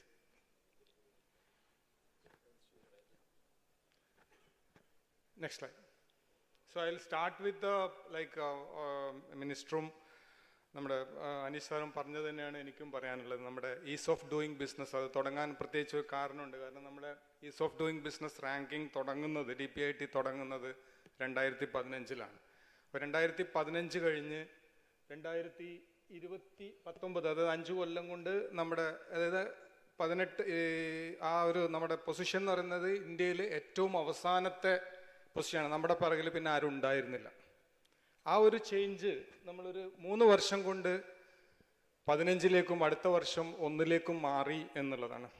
ഇത് കാണിക്കുന്നത് എന്താണെന്ന് വെച്ചാൽ നമ്മൾ വിചാരിച്ചു കഴിഞ്ഞാൽ നമുക്ക് കാര്യങ്ങൾ പെട്ടെന്ന് ചെയ്യാൻ പറ്റും എന്നുള്ള ഒരു സൂചനയാണ് ഈ ഒരു റാങ്കിങ് ഇതുമായി ബന്ധപ്പെട്ടുകൊണ്ട് നമുക്ക് മനസ്സിലാക്കി തന്നത്. അപ്പോൾ ഒരു 28 നമുക്ക് 1ാമത്തെ പൊസിഷനിലേക്ക് വന്നു കേരള ഈ ഒരു 4-5 വർഷം കൊണ്ട്.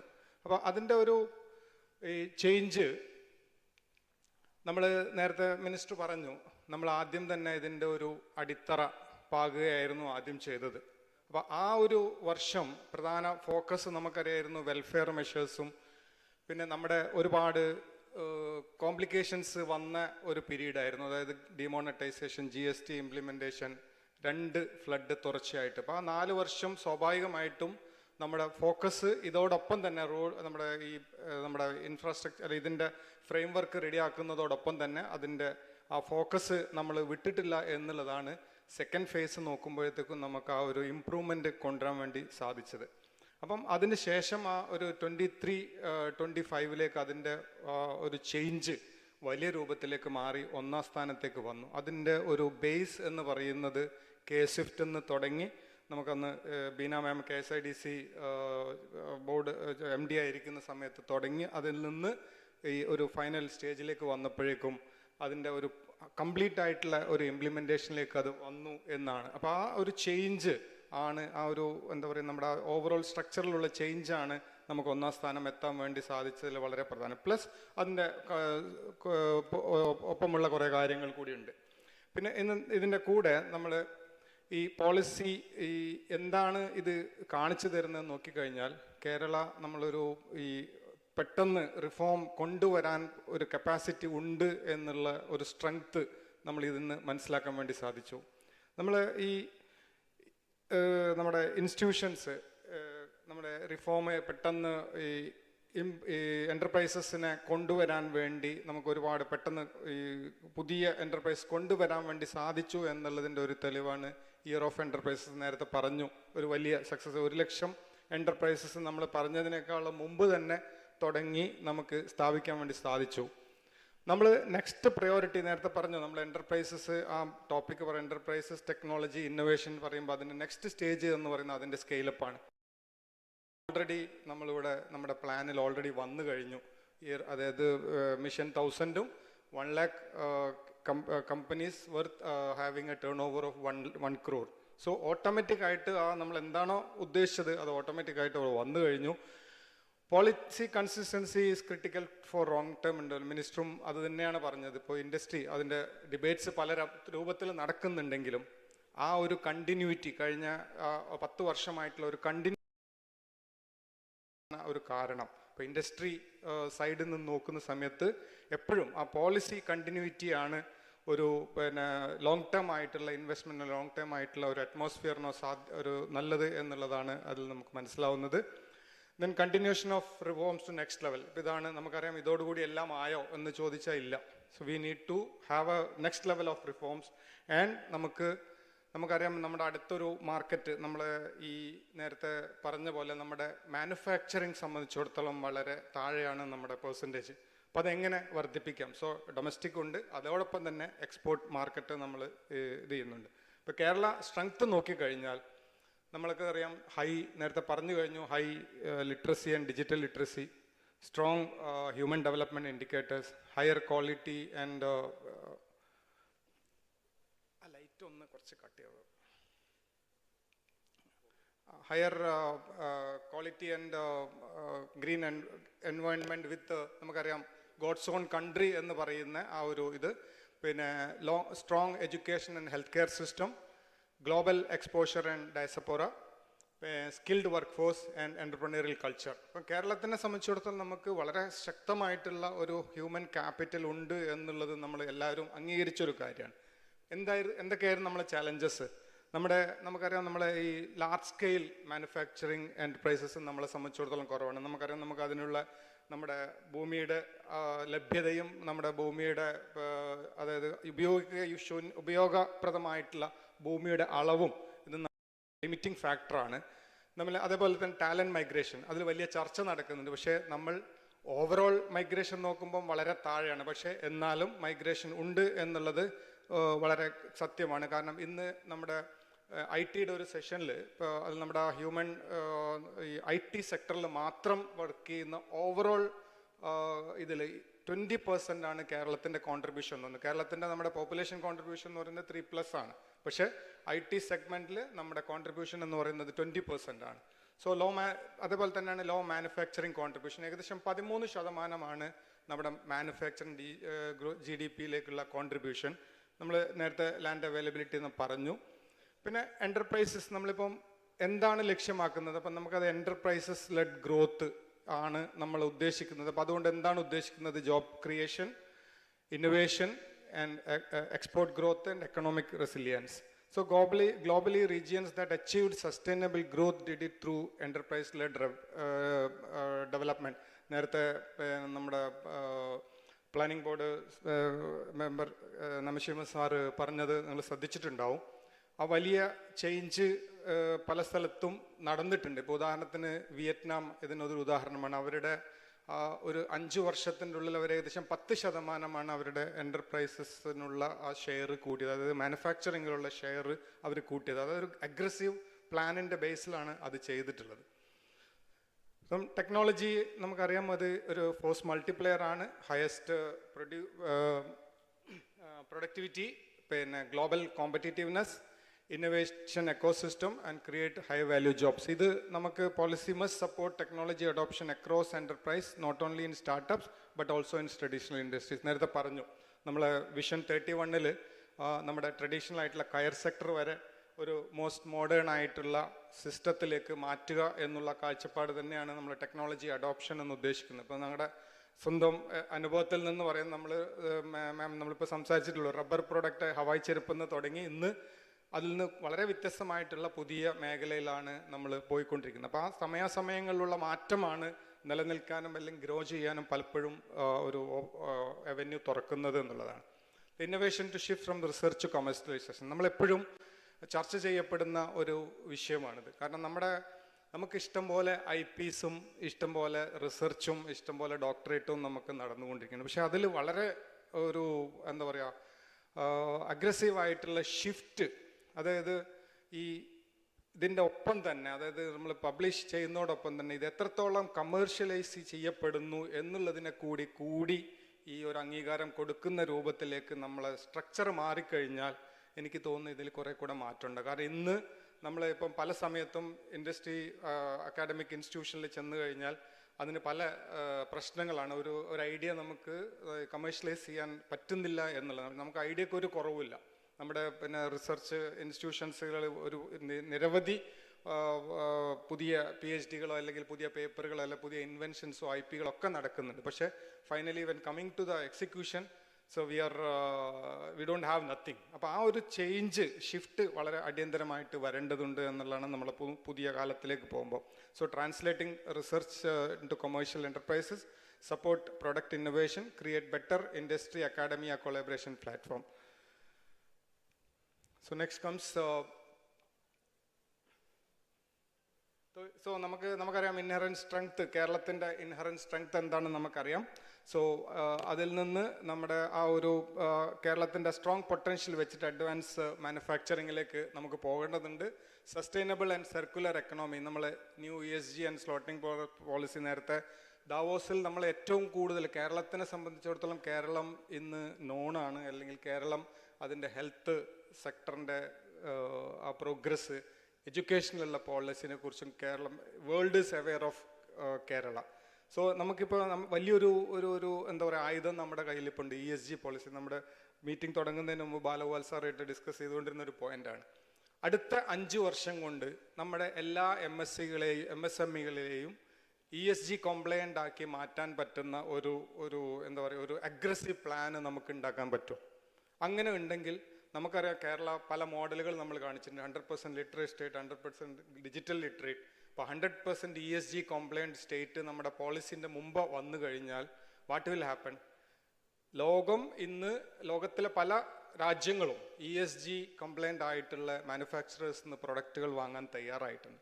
അപ്പോൾ എന്ത് പ്രൊഡക്റ്റിനെ പറ്റി ചിന്തിക്കുമ്പോഴും ആദ്യം അവർ ചിന്തിക്കുക കേരളത്തെക്കുറിച്ചായിരിക്കും. അപ്പോൾ സ്വാഭാവികമായിട്ടും ആ ഒരു അറ്റൻഷൻ കേരളത്തിലേക്ക് കൊണ്ടുവരാൻ വേണ്ടി നമ്മുടെ ESG പോളിസി വഴി സാധിക്കുമെങ്കിൽ I think that will be a big game changer for Kerala. And നമ്മളെ സംബന്ധിച്ചിടത്തോളം നമ്മുടെ ഈ ലിറ്ററസിയെല്ലാം നമ്മുടെ നെറ്റ്വർക്ക്, നമ്മുടെ ഈ സംവിധാനങ്ങൾ, നമ്മുടെ ലോക്കൽ ബോഡിയിൽ വരെ ഉള്ള നമ്മുടെ ആ ഒരു റീച്ച് വളരെ ശക്തമായതിനാൽ I think we'll be able to implement that as fast as possible with a dedicated platform by a government. നമ്മൾ ഇപ്പം ഈ ഇൻഡിവിജ്വൽ യൂണിറ്റിനെ സംബന്ധിച്ചിടത്തോളം ഇത് ESG പോളിസി അല്ലെങ്കിൽ ഇതിനെ കംപ്ലീറ്റ് ചെയ്യുക എന്നുള്ളത് വലിയ കോസ്റ്റ്ലിയാണ്. അപ്പം ഗവൺമെൻറ് തന്നെ അതിൻ്റെ ഒരു ഇൻഫ്രാസ്ട്രക്ചർ ചെയ്തു കൊടുത്താൽ, അത് റിപ്പോർട്ടിംഗ് മെക്കാനിസം ഡെവലപ്പ് ചെയ്ത് കഴിഞ്ഞാൽ that will B quite useful.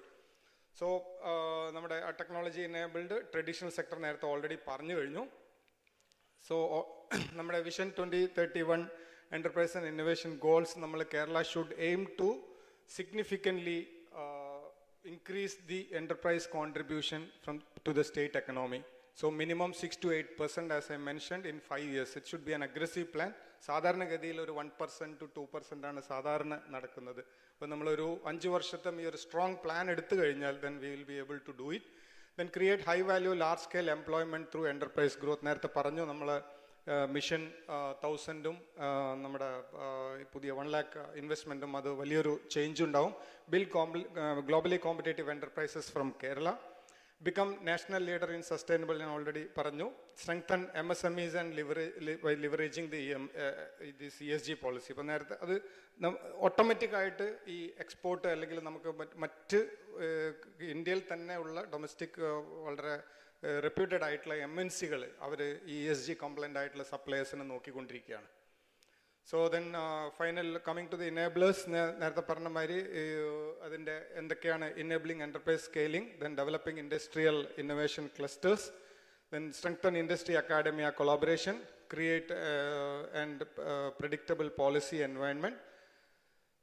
Then finally, how CI can partner in these events. And CI have two organizations. One is CII DX Edge, Digital Transformation.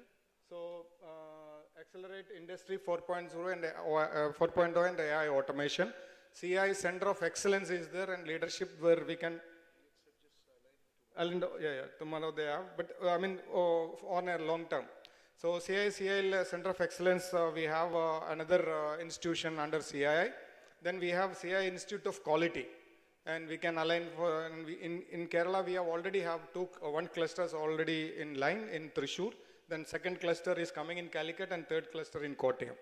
And CII Green Business Center, and which aligns with the ESG policy. So with this I am ending my presentation.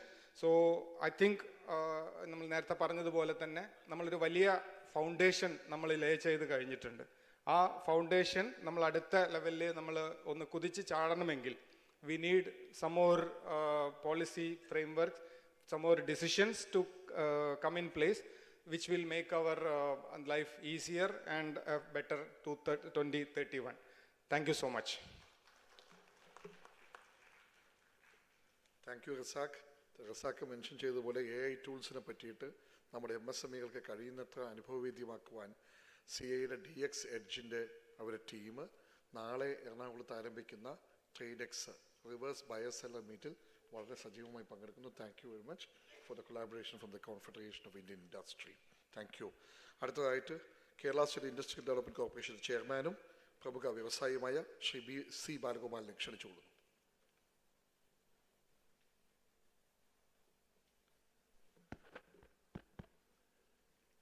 Can I have the presentation? വേദിയിലും സദസ്സിലും ഇരിക്കുന്ന വിശിഷ്ട അതിഥി സുഹൃത്തുക്കളെ, മാന്യരെ,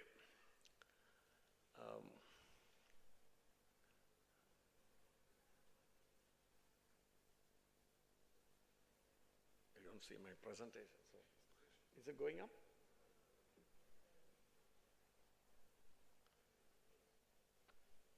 Yeah. Okay. Thank you. I'll be very quick. I know we are running behind time. The standard economic critique of Kerala's economic development is that we missed the bus in manufacturing.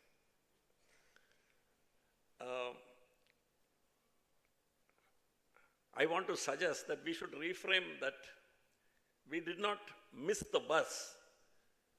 We arrived early for the next one.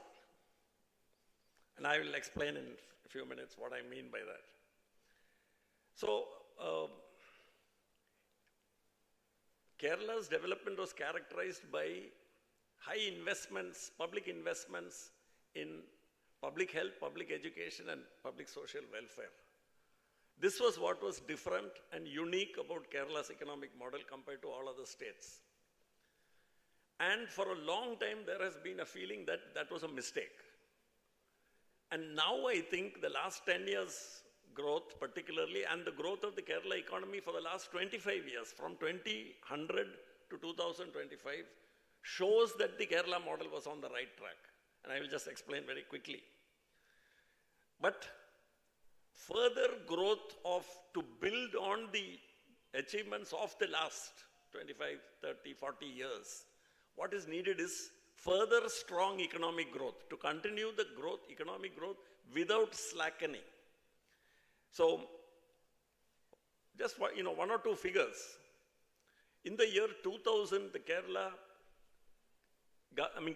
economy's gross state domestic product was 77,000 crores. In 2024-25, it had grown to 12.5 crores. During this 24-25 year period, Kerala's GDP doubled 4 times. let me repeat what I said. It did not increase 4 times. It doubled 4 times. It doubled first in 2006. Then it doubled again in 2012. It doubled again in 2018. It doubled again in 2024. Now, this is an astonishing achievement when you consider the fact that during this time, Kerala was actually undergoing a deindustrialization in the early part. What was the deindustrialization?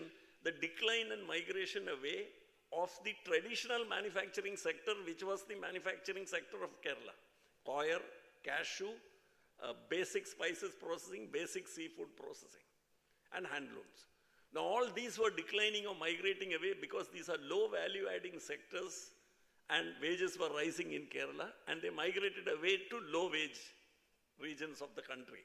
And there was a narrative that Kerala is getting deindustrialized. Now you look at the data, and it shows that the manufacturing sector's contribution has reached back to the levels of 1990s, which is about 12 to 13% of gross state domestic product. Can I have the next slide, please? So, we are in the shift which is happening in Kerala in the 21st century, in the last 25 years, is moving away from volume-based economy to a knowledge-based economy.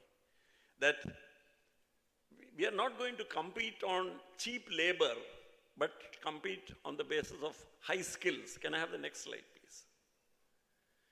So we need to, therefore, reframe the Kerala paradox. Is it a case, so we have to actually see high HDI as not some social achievement, but as our investment in infrastructure. What is the infrastructure which we, in economics we are taught that there are several factors of production: land, labor, and capital. Okay, this was our investment in capital, in labor, and that became our capital. Can I have the next slide, please? There is a very interesting thing here. I mentioned earlier that we were moving away from volume manufacturing to knowledge-based industries. That's the declared policy of the government of Kerala. There are studies which show that in other parts of the world where knowledge-based industry has grown, the employment multiplier, which happens as a result, is 1:5. For every job created in the knowledge economy, 5 jobs are created which are ancillary jobs. 5 jobs, not just one out. In the traditional manufacturing sector, the employment multiplier was 1.6. Now, instead of 1.6, you have an employment multiplier of 5, if that happens. Can I have the next slide, please? So, by promoting and creating knowledge-based, high-value-added, high-tech manufacturing, we ensure that we are able to create this kind of inclusive growth because to enable the knowledge sector, knowledge-based manufacturing sector to grow, certain other things will have to happen and they will follow. They are concomitant developments. Innovation core, supplier network, and community services. All those will have to grow to facilitate the growth of the knowledge sector. Can I have the next slide, please? Now, here it's very interesting. Somebody else had mentioned earlier about the entrepreneurial state. The state, it is very important for the state to play this entrepreneurial role. It is not just to come in when, like they say, when there is market failure, the state had to step in. No, all the cases of successful economic development in the world have shown that there has been an active role for the state. So, and that is exactly what is happening here in terms of from the traditional role, we are moving into a role where the state becomes the leading investor in technology, the leading investor in R&D. Can I have the next slide, please? Creating markets in practice, for example, some examples which I've given, I don't have the time to explain that. Maker Village, which is part of on which actually the Kerala Startup Mission has been built. And one of the architects of that is seated here in the early days of moving from a mere incubator to what is today the Startup Mission. So that was a heavy investment which was done by the state. And see how it has paid off. Kerala is today recognized by Niti Aayog as the leader in the, in the space for startups and incubators. Can I have the next slide, please? We have to move up the value chain. And for this, what we need is state enterprises and the state, as well as academia, all of which to invest in high-value R&D and not focus too much about and not worry too much about the low-value part of this value chain, which is actually assembly. We sometimes feel, oh, we did not get this factory. Let me give an example. We did not get the BMW manufacturing plant. That because they needed 1,000 acres of land near a port. Kerala doesn't have 1,000 acres near a port, so it went to Chennai. But what is interesting is that the cockpit automation and infotainment system of the entire BMW group is provided by an IT firm in Technopark in Trivandrum. It's called Axia Technologies, and they have 500 people already working there, and their clients are the leading automobile companies like Stellantis and Ford and Volkswagen and BMW. Can I have the next slide, please? Now just look at the names of some of these companies which are already here. We are not talking about dreams. It is important to dream. APJ Abdul Kalam said, dreams are not what you see when you're sleeping. Dreams are what prevent you from sleeping and keep you awake. That is what a dream is. And that's the kind of dreaming which we want to do in Kerala. Look at these companies. Every one of them is already operating here in Kerala. Has been operating, some of them have been operating for 10, 20 years. Some of them employ more than 1,000 people. Many of these companies, we have not heard. And one of them, the CEO, Dr. Sriraj Gopi, is sitting here. Molecules Biotech in Koretti. How many people have heard of that company? They are already a world leader in liposomal controlled release drug delivery systems. Now, this is the kind, of the 70 people they employ, 40 have either PhDs or MScs. That is the kind of enterprise which is going to grow. And when I asked him, how can KSIDC support him? He said, please see that you provide me about 50,000 square feet of built-up space every year from now. Every year, he's already booked that much space. So my point is, that is the kind, can I have the next slide, please? Can't see, yeah. So this is, I'll just, wrap up here. I think I've come to the end of my presentation. So the point here is, we are seeing something which is in action already. This is not something which is going to happen in the future. These are, I gave examples of knowledge-based enterprises which are already working, which are already having 300, 500, 1,000 people. Even in spice processing, for instance, it has moved away from basing of and cleaning of spices and bagging them and exporting them to now extracting the oleoresins, essences and flavors and ingredients, which are much more value adding. And that is what is happening today across the board, including in the rubber sector. What is planned is to move away from the low bulk use, low value adding industry into much higher value adding India. And that is happening across the board. And these are the examples which have been given. So I will just conclude here. What we are actually seeing is a building on whatever were the achievements of the first 2-3 decades of the so-called Kerala model. And the last 25 years have shown that if we do things right, and what we are doing now is right, because of the funding which has come from KIFBI, the more than 30,000-40,000 crores has gone into vital infrastructure investments which are needed to support, to build on the investment in human capital which happened in the first phase. And I think now Kerala is really poised for going to the next phase. As I explained, the Kerala gross state domestic product has been doubling every 6 years, and in keeping in pace or slightly exceeding the national economy's growth rate for the last 24 years. This is not going to stop now. There's no reason to believe it's going to stop. which means that by 2030 or 2031, the Kerala economy is going to double again. So we are in for some very exciting times. I'm looking forward to listening to the rest of the presentations here. Thank you. Thank you so much, sir, for the highly informative talk we had. We have three important luminaries waiting online. Shri Dinesh Nirmal, the great sons of the state, Senior Vice President Software, IBM, joins us from California. Mr. Dinesh Nirmal, you're online? Yes, please. Yeah. Good morning, Mr. Dinesh.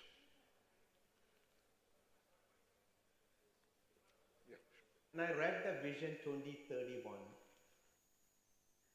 എല്ലാവർക്കും നമസ്കാരം. When I read the Vision 2031, I was really excited.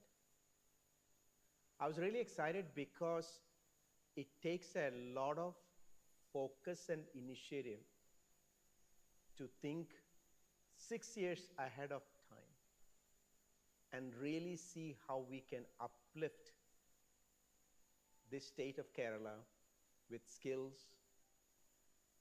How do we bring enterprises like IBM to the state? And how do we uplift the whole economy? My experience so far in building a development lab in Kerala has been amazing. From every perspective, skills, help from the government, infrastructure,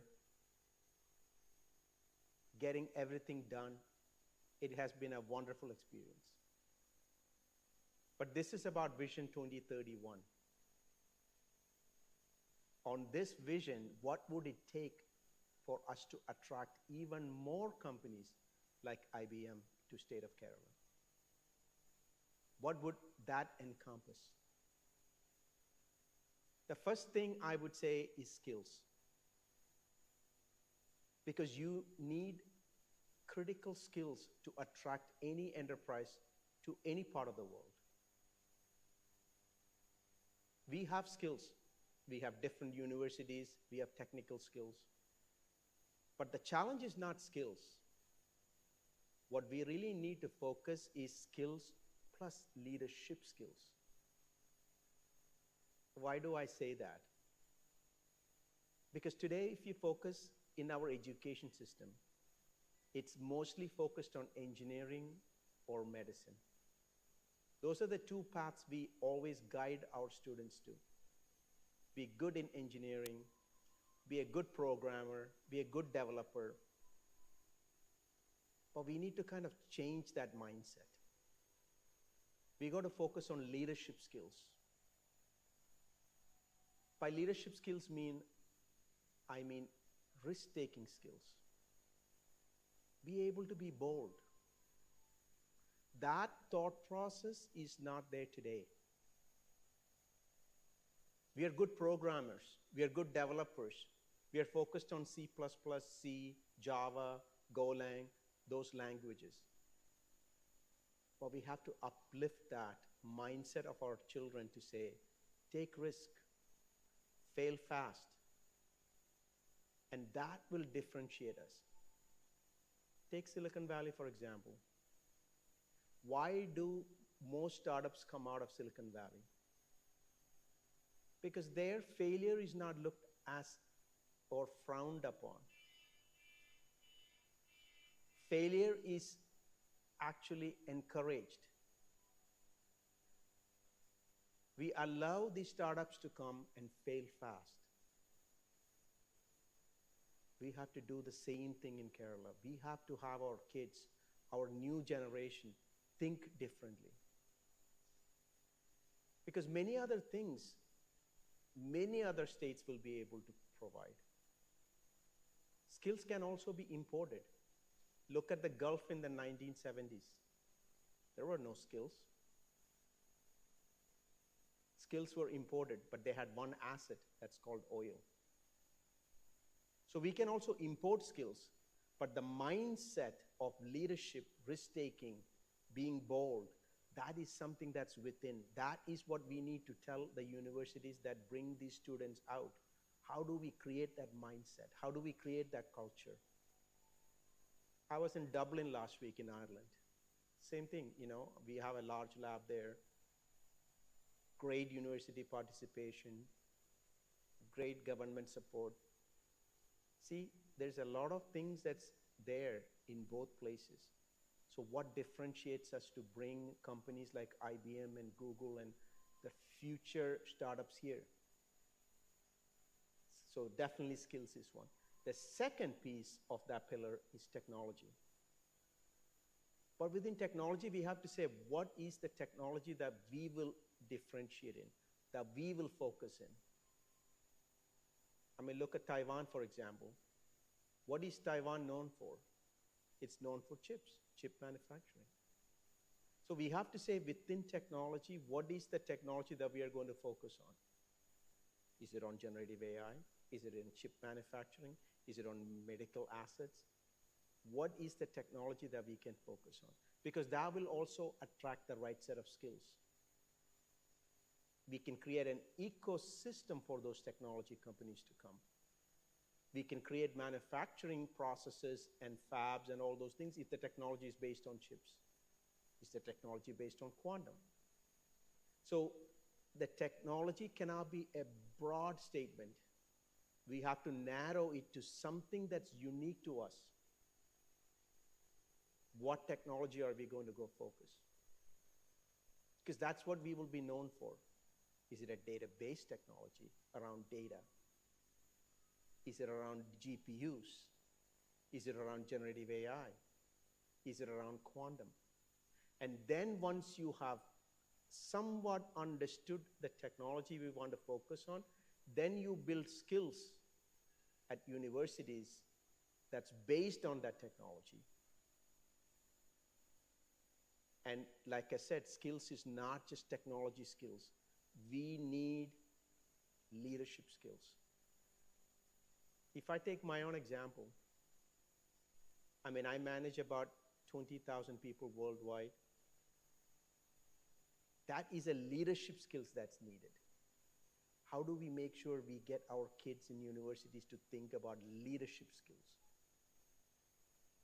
Last but not least is innovation. Because for any technology to advance, we need an innovative mindset. But all three go in hand, if you think about it. Skills, technology, and innovation. That come with a risk-taking mindset. It's okay to fail. How often we tell our kids in university to say, take risk, fail fast. It's okay to fail. Once we take that fear out and we allow these universities to nurture the startups, we allow these universities to think differently, focus on one or two core technologies, on skills in these technologies, we create a prosperous environment for more and more companies like IBM to come here. That is what's needed, which is skills, technology, innovation, and a set of universities that's focused on those technologies and innovation, skills that's focused on leadership, and last but not least, we also need a set of ambassadors. What I call global ambassadors. Ambassadors who can talk about the experiences they have gained working here, because that's very important. That brings in. We got to promote it. We got to be aggressive about it and flawlessly talk about it, confidently convey it, authoritatively tell people that this is the place to come and invest, to make 2031 vision a reality. We have done it, and that will give the confidence to future investors, future companies to come, because they know another person, another company, another enterprise has already done it. So that global ambassadors, important. also certain events to hold here. How do we bring a CEO forum? The generative AI conclave we did, that created so much momentum for us. How do we create a set of events like that, bring CEOs here, forums here, and make them the ambassadors to talk about Kerala? That is what will make our 2031 vision a reality. With that, I want to say thank you, and really a heartfelt thank you for giving me this opportunity to come and talk about my experiences and what would it take to make 2031 a future vision a reality. Thank you. Thank you very much, Mr. Dinesh Nirmal. Now we are on to one of our pioneering enterprises that has been brought in recently in Perumbavoor in the erstwhile Travancore land, presently held by Kinfra, the Keynes Technology, and the Executive Vice Chairman of the Keynes Technology, Shri Ramesh Kannan, online, please.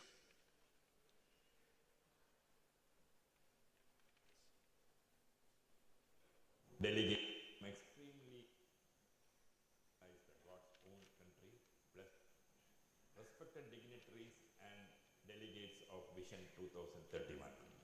I am Ramesh Kannan, promoter and CMD of Keynes Technology India Limited. I am extremely honored to be invited to speak at Vision 2031 Kerala, the International Conference on Development and Democracy. In fact, it gives me great pleasure to speak on this occasion, mainly because we have just laid our foundation stone for setting up our manufacturing plant in Kerala with an investment of around 350 crores in the coming years. Although I am from Kannur, Kerala, due to various reasons, I was not able to set up our manufacturing operations in Kerala so far. I was highly inspired by Government of Kerala led by the Honorable Chief Minister of Kerala and Honorable Ministry of Industries for setting up our manufacturing operation in Kerala in high-end electronic system, including flexible PCBs. We are planning to put a world-class training center also in our upcoming Cochin facilities. We are fostering green industries that align with Kerala's ecological balance, promoting suitable and sustainable practices in all new ventures. I am aware Kerala is standing on the brink of a massive industrial transformation and is creating a future-ready industrial ecosystem, and we are keen to be a major player to contribute to the socio-economic development of Kerala. Our company is a public listed company specialized in high-end ESDM sector, providing comprehensive solution including conceptual design, process engineering and integrated manufacturing for sectors like automotive, defense and aerospace, medical electronics and industrial electronics. As part of our growth, we have set up manufacturing facilities in many locations in India and also abroad. We are also aspiring to be the forefront of semiconductor innovation, seamlessly integrating intelligence into everyday device, and we have already set up semiconductor assembly facilities in Gujarat. Kerala is the God's own country, blessed by nature with robust infrastructure and connectivity, with abundance of highly skilled human capital and educated workforce proficient in technology suitable for R&D and advanced engineering sector. Robust digital infrastructure with internet as a basic right and a proactive government support. Apart from setting up manufacturing facilities for high-end electronic system, we intend to set up advanced facilities for research and development of artificial intelligence-based system for defense application, including R&D center in Kerala for the development of quantum sensors for defense and medical applications, which will also incubate innovative startups. We believe setting up the above facility will provide large job opportunities for our budding youngsters, as well as will pave the way for developing many more ancillary industries contributing to the economy of Kerala.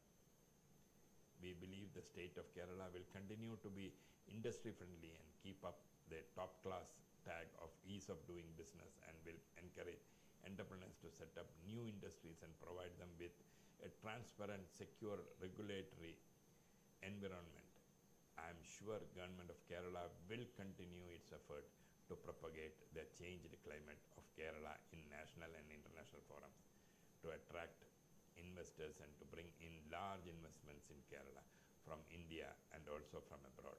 I wish Vision 2031, the great moment of Kerala, all success.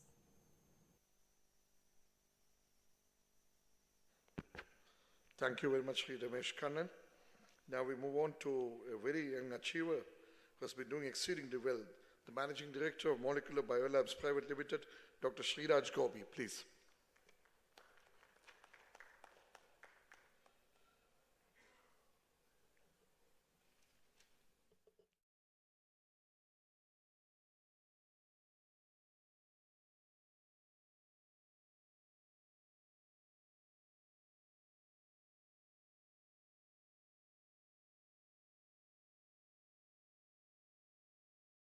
Dignitaries.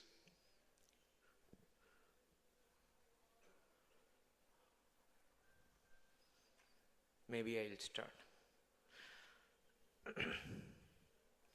I think this is my first ever lecture as a policy in the front. I have done lectures, academic lectures or business innovation lectures many times, but this is my first lecture as a policy making.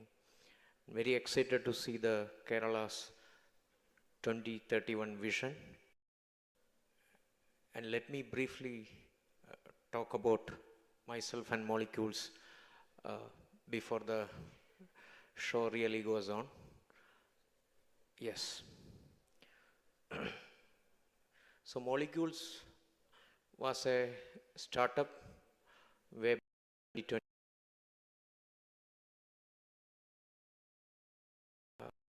In the initial phases, and then grew up to the Kinfra Park Quarry. And it was a small entity in the beginning with 1 or 2 people. And now we are, it started with an innovation, my own PhD innovation on liposomal technology. So just to give a brief about, without touching or going deeply into liposomal technology, is a drug delivery tool. So we have been hearing about drug discovery, but we were focused on drug delivery, which means that the molecules are there already, but it is important to deliver the required site in our body with a high intensive bioavailability. Liposome was known in way back 1950s, but it applied in pharmaceutical in 1995 onwards, and I was a pioneer in bringing into in the food supplement and nutraceutical. And it started as a just an accidental innovation, not innovation as it is, accidental entrepreneurship, because I am not from a business family, neither I have any money. So at that point of time, the innovation was a tool, and I didn't want to go from my own village. I still stay in my village. So I wanted to be in Kerala always. So even though I studied in multiple places in Europe and Australia, I wanted to stay back here. At that time, the customers offered me a chance to go to US or Europe and work for them, or get them the product in a very cost-effective way. And I chose the second path. And that was just happened. And right now we stand with 48 countries export, and with more than 100 people and more than 75 scientists. And we started in Bangalore, in fact, and in 1 year back, in a year time, I wanted to bring it back to Kerala. We still have some facility in Bangalore, but majority of our facility is in Kinfra and near around. So my vision, after reading, maybe it's a very ambitious mission, sir, but I just want to put forward in that way. Initially, when I interacted with Balagopal sir, I said I wanted to bring Koratti as a biotech hub of India. But now I just rephrase, sir. I just want to bring Koratti as a biotech hub for the world. So that's a vision. Right now we are standing with an annual turnover of 100 crores with exporting to 48 countries. And we have ventured into different segments with molecules, biolabs, as a research wing and Atom in Innovation as our manufacturing and commercial wing. And we also started the liposomes into topicals application, which is known as core formulations. And right now we are in a process of creating multiple segment in the biotechnology divisions. So this is the building of the foundation. What we have, the strength, we have expanded to 48 countries, we have the product innovation, and we have market reach, and we have all the quality standards. And right now, the economic impact, and I wanted to also give, I think I have discussed with Balagopal sir in the initial phase, we wanted to make the first unicorn company from the biotech segment from Kerala. And right now, I don't know whether it will, it's a very ambitious and aggressive dream, but I think given the opportunities in front of us and given the market demand for our products and innovations, I think it will be possible. And which will create in 2031, we wanted to create employment opportunities of 1,000+ scientists and an innovation R&D hub for all biotech advances. I was discussing with even Balagopal sir this concept, make a biocon. Biocon is like the biotech, the capital of biotech companies for India. We wanted to bring a biocon for India to Kerala, to Karati. But I slightly again changed my dream. I will come to that later. This is the 5-year roadmap, how we wanted to go about. The infrastructure investment is about 200 to 300 crores, and R&D facilities will talk about 100 to 150 crores, and technology equipment will talk about 150 crores, and talent acquisitions and working capital. And this is a strategical opportunity. If you can off that light, I can read it slightly better. And we do have definitely government support. We started in Kinfra, and I think we have the fantastic facility in and around Kinfra. We attract actually customers. Right now, as I mentioned to you, 48 countries we are exporting, and people from US, Japan, Korea, Europe visit us quite frequently. Even today, we have a customer from Japan visiting us. So that shows the quality and the innovation. So sir was saying about the translational research. I think this is how we have translated from a concept of which actually originated from the lab commercial scale operation, which happened in Kerala. I think we have the right talent pool. We recruited from the in and around colleges. We have the right talent pool, and only thing is we need to mold them to equip, give them the right infrastructure to translate from the research to commercial level operation. And these are the key challenges which we have, figured it out. We have a place where we have nurture the young talents from their post-graduation or graduation time, and the capital requirement. Right now we are not ready for any acquisitions. There were so many American companies came to me for taking over the company, but our objective is to make a unicorn from Kerala with a Kerala origin. And this is a market competition. I will just, this is an alignment, what we have framed with the Kerala's alignment of 2031. So the earlier speaker was also mentioning about the need of a right aim, that where are you going to hit this? So we are actually trying to occupy ourselves a seat of biotechnology hub, so we know where we are heading to. So expected impact is economic impact, innovation impact, and employment impact, which will give a direct employment of 1,000+ scientists and a regional impact. And government support and partnership opportunities. We need the policy support from the government and financial support and infrastructure support, where Balagopal sir was just mentioning about the infrastructure support requirements, which we have some challenges. We are trying to sort it out anyway. Now, the additional support is the talent development support, which needs continuous training, market development support, and ecosystem building. And now the critical success factor is the talent strategy, innovation culture, and customer focus, quality focus, which we are already doing, financial discipline, and partnership approach, and sustainability. And now I will just jump to one slide, which, yeah. Now, you may be knowing this place known as Utah. It's in the Salt Lake City in the United States, which is considered to be the biotech capital of the world.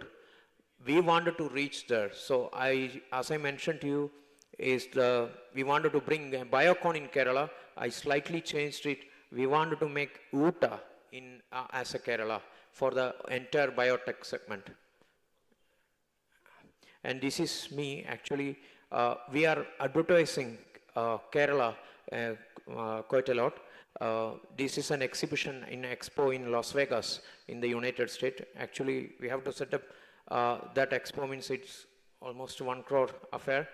In the one full wall, we were mentioning about from Kerala to the world. Thank you very much.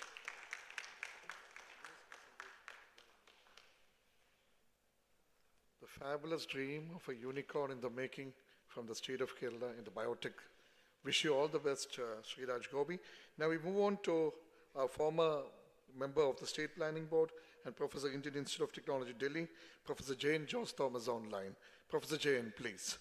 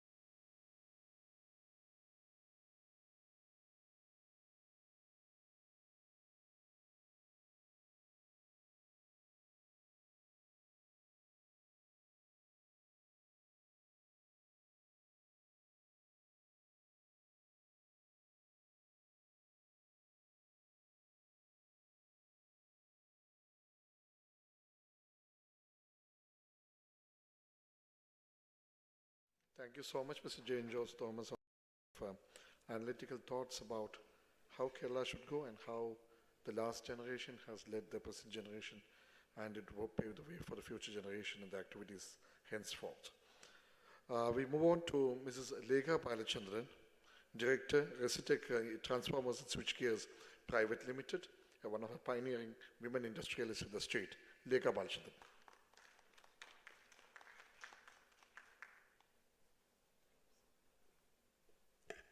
Dignitaries on the dais, of the dais, a warm good evening to one and all. I'm not going for a detailed presentation, though I'm not going for the presentation. I just, since time is running out, I just want to mention few points among, with ladies regard to 2 points only. As he said, our gender ratio is almost the same, or 1 or 2% higher ladies in the higher position, I think. Especially ladies in the participation in workforce is still around 30-32% if I'm correct. വളരെ നന്നായിട്ട് അറിയാം startup mission ലേഡീസിനെ എത്രമാത്രം ഓണ്ടർപ്രണർഷിപ്പിൽ support ചെയ്തിട്ടുണ്ടെന്നും അതേപോലെ തന്നെ കുടുംബശ്രീ ആ സ്ട്രാറ്റയിലുള്ള ലേഡീസിന് കൊടുത്തിരിക്കുന്ന സപ്പോർട്ട് എത്രത്തോളം എന്ന് നമുക്ക് പറയാൻ പറ്റില്ല. അത്രയധികം ബീയിങ് ബെനിഫിഷ്യറീസ് എന്ന് അവരെ ഓണേഴ്സാക്കി മാറ്റുക എന്നുള്ളത് വളരെയധികം വലിയൊരു കാര്യമാണ് കുടുംബശ്രീ ചെയ്തിരിക്കുന്നത്. എന്നിരുന്നാലും ടോട്ടൽ നോക്കുമ്പോൾ women participation in work force is very less compared to their percentage. About 51%, 51 or 52% ladies, 30% not പോകണമെങ്കിൽ അവരുടെ പാർട്ടിസിപ്പേഷൻ കൂടുതൽ ഉണ്ടാക്കിയേ പറ്റുള്ളൂ. അതിന് വീണ്ടും ഹാൻഡ് ഹോൾഡിങ് ഗവൺമെൻറ്റിൻ്റെ ഭാഗത്തു നിന്ന് ഉണ്ടാവണം. ഗവൺമെൻറ്റിൻ്റെ ഭാഗത്തു നിന്ന് മാത്രമല്ല, നമ്മൾ ഓരോരുത്തരുടെയും ഭാഗത്തു നിന്ന്. As an entrepreneur, I'm ready to support them, ready to mentor them. any kind of support we are ready to give. അവരെ വീണ്ടും ആ കംഫർട്ട് സോണിൽ നിന്ന്, ലേഡീസിൻ്റെ വലിയൊരു പ്രോബ്ലം അതാണ്, കംഫർട്ട് സോണിലാണ് അവരെപ്പോഴും. ഒരു സബ്സ്റ്റാൻഷ്യൽ ഇൻകം ഉണ്ട് എന്ന് കണ്ടാൽ പലപ്പോഴും പല ലേഡീസും ആ കംഫർട്ട് സോണിൽ നിന്ന് ഇറങ്ങാൻ മടിക്കുന്നുണ്ട്. And many other factors. നമുക്കറിയാം സ്ത്രീകളാണ് എപ്പോഴും balancing between work and family എപ്പോഴും സ്ട്രഗിൾ ചെയ്യുന്നത്. നമ്മൾ എത്രത്തോളം വിമൻസ് ലിബ് പറഞ്ഞാലും അവർ തന്നെയാണ് കൂടുതൽ റെസ്പോൺസിബിലിറ്റി ഏറ്റെടുക്കുന്നത്. അപ്പോൾ ആ juggling between work force and domesticity and professionalism അവർക്ക് എപ്പോഴും ബുദ്ധിമുട്ടുണ്ടാക്കുന്നുണ്ട്. അപ്പോൾ എൻ്റെ അതിന് മാത്രം ഒരു സജഷൻ പറഞ്ഞുകൊണ്ട് ഞാനിത് വൈൻഡപ്പ് ചെയ്യാം. ക്രഷർ ഫെസിലിറ്റീസ് ഇപ്പോഴും ഉണ്ട് ധാരാളം. സ്റ്റിൽ ബേബി കെയർ ഫെസിലിറ്റീസ് ഇനിയും ഉയരേണ്ടതുണ്ട്. At least for 2031 I hope more babysitting facilities along with gender care, parent care. അതും സ്ത്രീകളെ സംബന്ധിച്ച് എപ്പോഴും പുൾ ബാക്ക് ചെയ്യുന്നൊരു പ്രോബ്ലമാണ്. പേരൻ്റൽ കെയർ എപ്പോഴും അവരുടെ റെസ്പോൺസിബിലിറ്റി ആയിട്ട് വരുന്നൊരു സിറ്റുവേഷൻ ഉണ്ട്. അപ്പോൾ ആ പേരൻ്റൽ കെയർ കുറച്ചും കൂടെ ഇമ്പ്രൂവ് ചെയ്യേണ്ടതുണ്ട് നമ്മുടെ നാട്ടിൽ. ഡെഫിനറ്റ്ലി 2031 എറണാകുളത്ത് IMA നടത്തുന്ന ഒരു പ്രോഗ്രാം ഉണ്ട്. എല്ലായിടത്തും ഉണ്ടോ എന്ന് എനിക്കറിയില്ല. അരികെ എന്ന് പറഞ്ഞൊരു പ്രോഗ്രാം ഉണ്ട്. നമ്മളുടെ വീട്ടിൽ വന്ന് ഏജ്ഡ് പേരൻസിനെ നോക്കുന്നത്. And they are doing it actually service ആയിട്ടാണ്. They never insist for payment. നമ്മൾ പേയ്മെൻറ്റ് കൊടുത്താൽ, നമ്മൾ ചോദിച്ച് ബില്ല് ചോദിച്ചാൽ മാത്രമേ. എൻ്റെ മദറിന് എനിക്ക് ആ കെയർ കിട്ടിയതാണ്. വളരെ നന്നായിട്ടും വളരെ ഇതായിട്ട് അവർ കെയർ ചെയ്യുന്നൊരു ഇതാണ്. അതേമാതിരി എല്ലാ ഡിസ്ട്രിക്റ്റിലും എല്ലാ സ്ഥലത്തും വന്നാൽ ലേഡീസിന് അത് വലിയൊരു ആശ്വാസമാവും. To come in to work force, more ladies will come in to work force. അത് രണ്ടും മാത്രമാണ് എനിക്ക് ആസ് എൻ വുമൻ ഓൺട്രപ്രനർ പറയാനുള്ളത്. എനിക്കൊരു ചെറിയ പോയിന്റ് സാറിനോടും പറയാനുള്ളത്. നമ്മുടെ ESG കുറിച്ച് പറയുന്നുണ്ടായിരുന്നു. ഞങ്ങളുടെ കമ്പനി, ഞാൻ transformer and switch gear manufacturing ആണ്. 100% സോളാർ സപ്പോർട്ടഡ് ആണ് ഞങ്ങളുടെ യൂണിറ്റ്. അതേപോലെ ഓരോ ഇൻഡസ്ട്രിയും ESGയിൽ മോർ ഇന്നോവേഷൻസ് ഓർ ഇംപ്ലിമെൻറ്റേഷൻ വരട്ടെ എന്നും കൂടെ ആഗ്രഹിച്ചുകൊണ്ട് നിർത്തുന്നു. നന്ദി, നമസ്കാരം.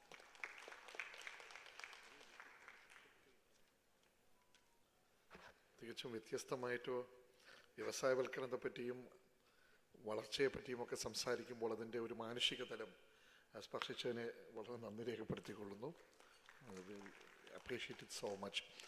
അടുത്തതായിട്ട് ട്രാവൻകൂർ കൊക്കോട്ടോഫ്റ്റിൻ്റെ മാനേജിംഗ് ഡയറക്ടർ, കയർ മേഖലയുടെ പ്രമുഖനായ കയർ വ്യവസായി ശ്രീ മഹാദേവനെ ക്ഷണിച്ചുകൊള്ളുന്നു.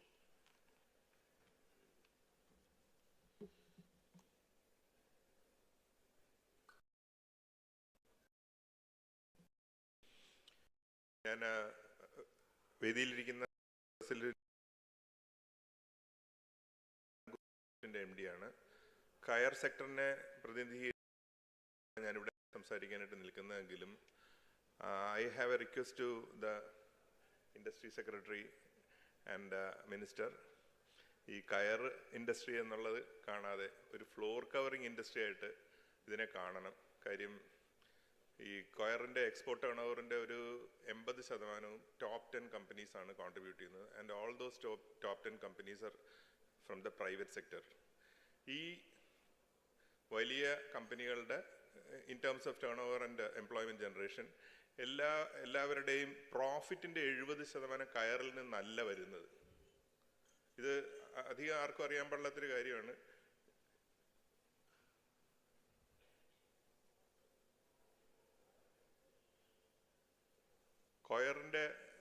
കൊയറിന് പകരം ജൂട്ട്, റബ്ബർ,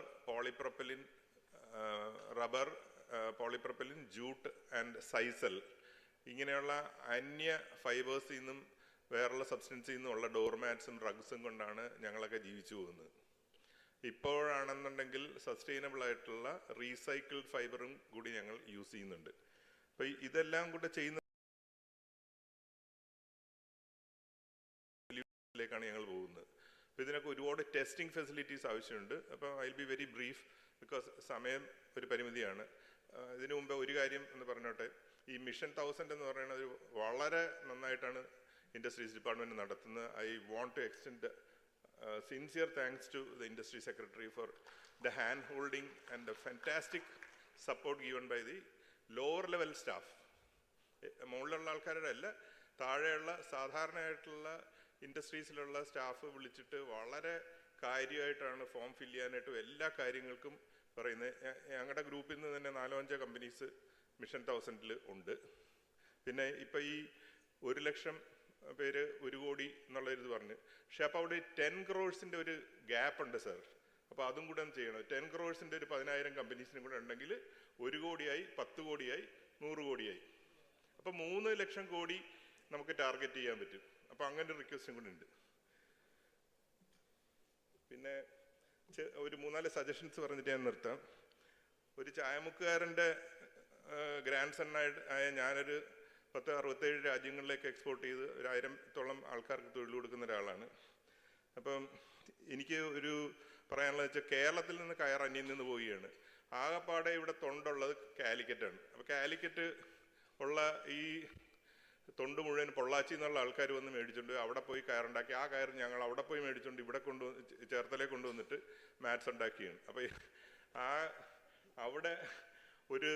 അവിടെയുള്ള കുറച്ച് നല്ല കോപ്പറേറ്റീവ്സ് ഉണ്ട്.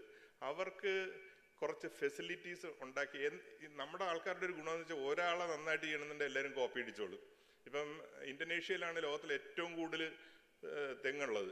3000 ഐലൻഡ്സിൻ്റെ അകത്ത് ഒരു കോടിക്കണക്കിന് തെങ്ങാണുള്ളത്. പക്ഷെ അവിടെ നിന്ന് ട്രാൻസ്പോർട്ടേഷൻ ഇല്ല. ഈ ഐലൻഡ്സിൽ നിന്ന് ജക്കാർത്തയിലോട്ടും ബാക്കിയുള്ള ഏതെങ്കിലും ഹബിലേക്കുള്ള ട്രാൻസ്പോർട്ടേഷൻ ഭയങ്കര പ്രോഹിബിറ്റീവ്ലി എക്സ്പെൻസീവാണ്. ഞാൻ എൻ്റെ 2-3 മാനേജേഴ്സിന് ഇന്തോനേഷ്യയിൽ നിന്ന് തൊണ്ട് കിട്ടുകയെന്നറിയാനായിട്ട് അങ്ങോട്ട് വിട്ട്. അവിടെ ചെന്ന് കഴിഞ്ഞിട്ട് അവർ പറഞ്ഞു, സാറേ ഇത് നല്ല സ്ഥലമാണ്, ഇവിടെ എല്ലാം മടിയന്മാരാണ്, ചുമ്മാ മീൻ പിടിച്ചു കഴിഞ്ഞിട്ട് തന്നെ മീൻ കിട്ടും, സുഖമായിട്ട് ജീവിക്കാം, അതുകൊണ്ട് ഈ തൊണ്ട് ആർക്കും വേണ്ട. ഇവർ ഈ തൊണ്ടും ഇതിൻ്റെ അകത്തുള്ള പിത്തും എടുത്ത് കളഞ്ഞിട്ട് ഈ അതിൻ്റെ ചിരട്ട എടുത്ത് കരിച്ചിട്ട് ആക്ടിവേറ്റഡ് കാർബൺ ഉണ്ടാക്കി അതാണ് എക്സ്പോർട്ട് ചെയ്യുന്നത്, മറ്റുള്ളത് ആർക്കും വേണ്ട എന്ന് പറഞ്ഞു. അതേമാതിരി തന്നെ ശ്രീലങ്കയിലാണെന്നുണ്ടെങ്കിലും ഫാർമസ്യൂട്ടിക്കൽ ഗ്രേഡ് ആക്ടിവേറ്റഡ് കാർബണിനാണ് അവർ ശ്രദ്ധ കൊടുക്കുന്നത്. അവിടെ ഈ കയറിനേക്കാളും കൂടുതൽ വാല്യൂ അഡീഷനിലാണ് അവർ ശ്രദ്ധ കൊടുക്കുന്നത്. അപ്പം നമ്മൾ ഒരു pharmaceutical grade activated carbon plant Calicut ഇട്ട് കൊടുക്കണമെങ്കിൽ എങ്ങനെയെങ്കിലും ഒരു PPP മോഡലിലാണെങ്കിൽ ചെയ്യണമെങ്കിൽ ഒരെണ്ണം ചെയ്താൽ മതി. ഇതിൻ്റെ സക്സസ് കൊണ്ടും പിന്നെ കോപ്പി അടിച്ചോളൂ. പിന്നെ ഞാൻ പലപ്പോഴും ഇതിനു മുമ്പും സാറിൻ്റെ അടുത്ത് ആവശ്യപ്പെട്ടിട്ടുള്ളൊരു കാര്യമാണ്, ഇൻഡസ്ട്രിയൽ എസ്റ്റേറ്റിൻ്റെ അപ്ഗ്രേഡേഷൻ ചെയ്യേണ്ടത് അത്യാവശ്യമായിട്ടുള്ള കാര്യമാണ്. ഗവൺമെൻറ്റിൻ്റെ അടുത്ത് ഫണ്ട് കുറവാണെന്നുള്ളത് എനിക്കറിയാം. എന്നാലും എൻ്റെ ഒരു റിക്വസ്റ്റാണ്, അത് ഈ upgradation of industrial estates like ചെറിയ റോഡ്സ്, ഒരു കോമൺ ETP പ്ലാന്റ് വരികയാണെന്നുണ്ടെങ്കിൽ ഒരു ലോക്ക് സിസ്റ്റത്തിൽ ഈ ETP പ്ലാന്റിലേക്ക് എഫ്ലുവൻ്റ് ട്രാൻസ്പോർട്ട് ചെയ്യാനായിട്ടുള്ളൊരു സിസ്റ്റം കൂടി വെക്കണം. എന്നാലേ അവിടെ കൊണ്ടുപോയി ചെയ്യാൻ പറ്റുള്ളൂ. നമ്മൾ അത് എസ്റ്റേറ്റ് മാനേജേഴ്സിന് അതിന് പവർ കൊടുക്കാൻ പറ്റും. എല്ലാം ഈ GMലൊന്നും റെസ്റ്റ് ചെയ്യേണ്ട കാര്യമില്ല, താഴത്തേക്കും കൂടി പവേഴ്സ് കൊടുക്കണം. പിന്നെ ഇൻഡസ്ട്രിയലിസ്റ്റിന് റേറ്റിംഗ് സിസ്റ്റം വെക്കണം. ഞാനത് ഒരുപാട് പ്രാവശ്യം ആവശ്യപ്പെട്ടുള്ള കാര്യമാണ്. ഗോൾഡ് കാർഡ്, സിൽവർ കാർഡുമായിട്ടൊക്കെ പ്ലാറ്റിനം കാർഡും ഒക്കെ ഇഷ്യൂ ചെയ്തിട്ട് നന്നായിട്ട് ഇപ്പോൾ ഇഷ്യൂ ചെയ്തിരിക്കുന്ന ലാൻഡിൽ ഒരു തരി പോലും കളയാതെ നമ്മൾ ഇൻവെസ്റ്റ് ചെയ്ത് ബിൽഡ് ചെയ്ത് എംപ്ലോയ്മെൻറ്റ് പ്രൊവൈഡ് ചെയ്തിട്ടുള്ളതാണ്. അങ്ങനെയുള്ളവർക്ക് ചെന്ന് അപ്ലൈ ചെയ്ത് കഴിഞ്ഞാൽ ഇമ്മീഡിയറ്റ് ആയിട്ട് കാര്യങ്ങൾ സാധിക്കാൻ പറ്റുന്ന രീതിക്കുള്ള ഒരു ഗോൾഡ് കാർഡ് സിസ്റ്റം വേണം. വളരെ സ്ട്രോങ് ആയിട്ട് സാറിൻ്റെ അടുത്ത് പറയുന്നത്.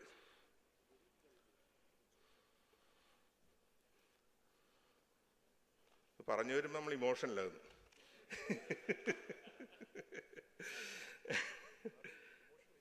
ഇമോഷനിലായി പോകുന്നത്. പക്ഷെ ഇത് ഞാൻ പറയുന്നതെന്ന് വെച്ച് കഴിഞ്ഞാൽ ഈ പറയുന്ന കാര്യങ്ങൾ ഇത്രയും കാര്യമായിട്ട് എടുത്തിട്ട് പിന്നീട് ഇപ്പം ഞാൻ വന്നപ്പോഴും ഞാൻ കഴിഞ്ഞ പ്രാവശ്യം പറഞ്ഞ കാര്യങ്ങൾ ഫോളോ അപ്പ് ചെയ്ത് സാറേ എൻ്റെ അടുത്ത് വന്ന് സംസാരിക്കണം. അങ്ങനെ ഒരാളെ കിട്ടാൻ നേരത്തല്ലേ നമുക്കിത് പറയാൻ പറ്റുള്ളൂ. അപ്പം നമ്മൾ ഇങ്ങനെ ചെയ്യുന്നതിൽ സാർ വേറെ ഒന്നും വിചാരിക്കരുത്. ഇപ്പം ഞാൻ എല്ലാവരോടും പറയണം, എന്താവശ്യം ഉണ്ടെങ്കിലും പറഞ്ഞോ. പിന്നെ സാറേ ഇപ്പോൾ ഏറ്റവും വലിയൊരു ആവശ്യം എന്ന് വെച്ച് കഴിഞ്ഞാൽ സർട്ടിഫിക്കേഷൻ വളരെ ഇമ്പോർട്ടൻ്റ് ആണ് പ്രോഡക്ട്സിന്. ഓക്കോടെക്സ്, റീച്ച്, അങ്ങനെയുള്ള കാലിഫോർണിയ പ്രൊപ്പസിഷൻ, ഇങ്ങനെയുള്ള ഒരുപാട് സ്റ്റാൻഡേർഡ്സ് ഉണ്ട് ഫ്ലോർ കവറിങ്സിന്. അപ്പോൾ ഇതെല്ലാം ഭയങ്കര പ്രൊഹിബിറ്റീവ്ലി എക്സ്പെൻസീവ് ആണ്. അപ്പോൾ ആ സർട്ടിഫിക്കേഷൻ എടുക്കുന്നവർക്ക് ഒരു സബ്സിഡി കൊടുത്തു കഴിഞ്ഞാൽ വളരെ നല്ല കാര്യമായിരിക്കും. ഇനിയുണ്ട് ഒരുപാട് ആവശ്യങ്ങൾ, സമയമില്ലാത്തതുകൊണ്ട് പറയുന്നില്ല. മഹാദേവന് എല്ലാ ആവശ്യവും പറഞ്ഞെങ്കിൽ നമ്മളൊരു 7-8 മണിവരെ പോകുമായിരുന്നു. അതുകൊണ്ട് എല്ലാ അർത്ഥത്തിനും നന്ദി, പിന്നെ നല്ല വാക്കുകൾക്ക് നന്ദി. അടുത്ത അവസാനമായിട്ട് we have one of our flag bearers in the public sector, the Keltron Managing Director, Vice Admiral Sri Tamara.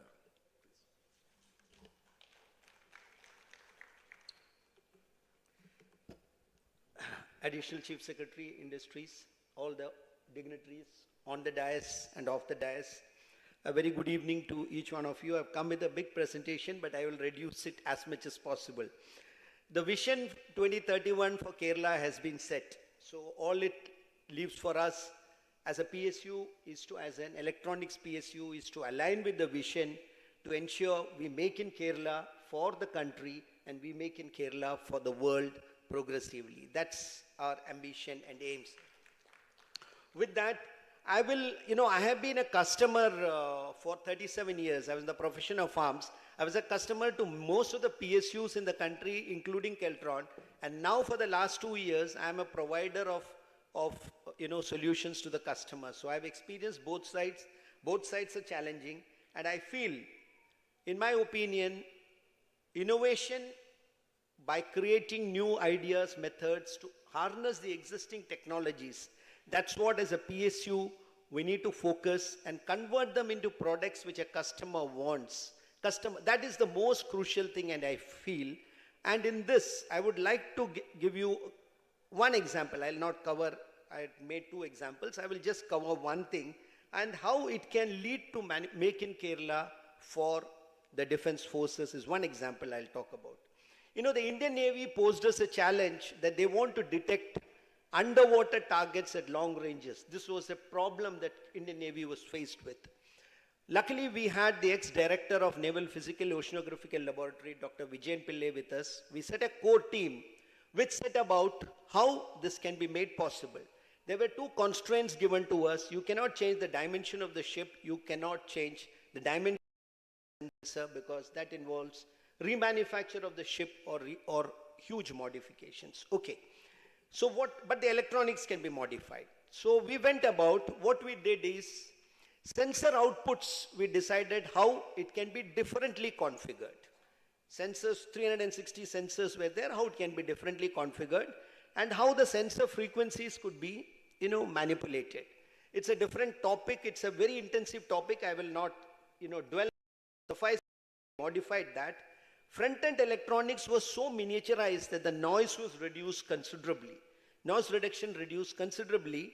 And look at, if I tell you that you see the 2 large LO racks, cabinet 7A and 7B I've written, was reduced to the small LO rack which is sitting there. Both were removed and a small rack was put. The Indian Navy was very happy with the results, and today they've given us an order for 2 systems which are undergoing sea trials by the Indian Navy, and Navy gave us enough sea trials to prove this. This is not enough. What's the spin-off you see this? There's an autonomous underwater vessels project. What's an autonomous underwater vessel? It is a drone underwater. We see drone as a disruptive technology. Underwater disruption is autonomous vessels. That means remove a submarine, don't replace a submarine with a small midget which is unmanned. The first such autonomous underwater vessel called Jelkapi is being made by a startup. This was an innovation for Defense Excellence Challenge. The startup won this, but having seen how we progressed on our underwater capability, Navy nominated us to develop the sensor suite for this. So today we have got the order for this sensor suite. I will explain what the sensor suite is. If this is Jelkapi, which is an 11 meter long, 2.5 meter dia, unmanned, the propulsion and hull is being done by a startup funded by a major private called Bharat Forge. We do the sensors, which look, I have just marked right in the front. I don't know whether this is right in the front. I marked this sensor and on the sides, on both the sides. So these sensors, which will detect a target underwater and give it to the shore by a link. This is being developed by us. So a good spin-off comes if you develop your solutions what the customer wants. I will skip this. This was something we did for KIFBI. But more importantly, I said what the customer wants. If we as PSUs, I'm speaking on behalf of PSUs, want to develop solutions for our customer, we need to know what the customer wants and what is his financial bandwidth. These are 2 important things I would submit. Look at, putting this slide is, most of my people come to me in the organization, Keltron, that I'm heading today. They come to me, sir, we want a government order. We want Kerala government to give us this order. We want a geo to come out that, it should be given to Keltron, so and so. I tell them, see, the government will do what is required to be done. Kerala government will do it for you. But you look at what are the opportunities outside Kerala, and then only you can make in Kerala for India.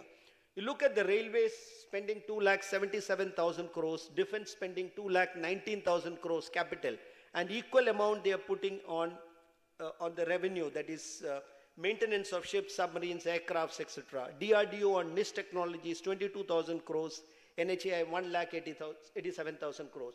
So how do we tap into this is the key. How do we make products that the customer wants using this money? And mind you, one more thing, defense is going to spend 75,000 of that budget only in homegrown solutions. That's the huge opportunity. So to tap this, it's not very easy, but we got to have strategies. Collaborations, many people spoke about academia collaborations, very, very, we're collaborating with KUSAT, IIT Kharagpur for, power electronic products which we supply to NPCIL, Nuclear Power Corporation. DRDO is a very key, 22,000 crores annually they are spending on R&D work, TOT from them.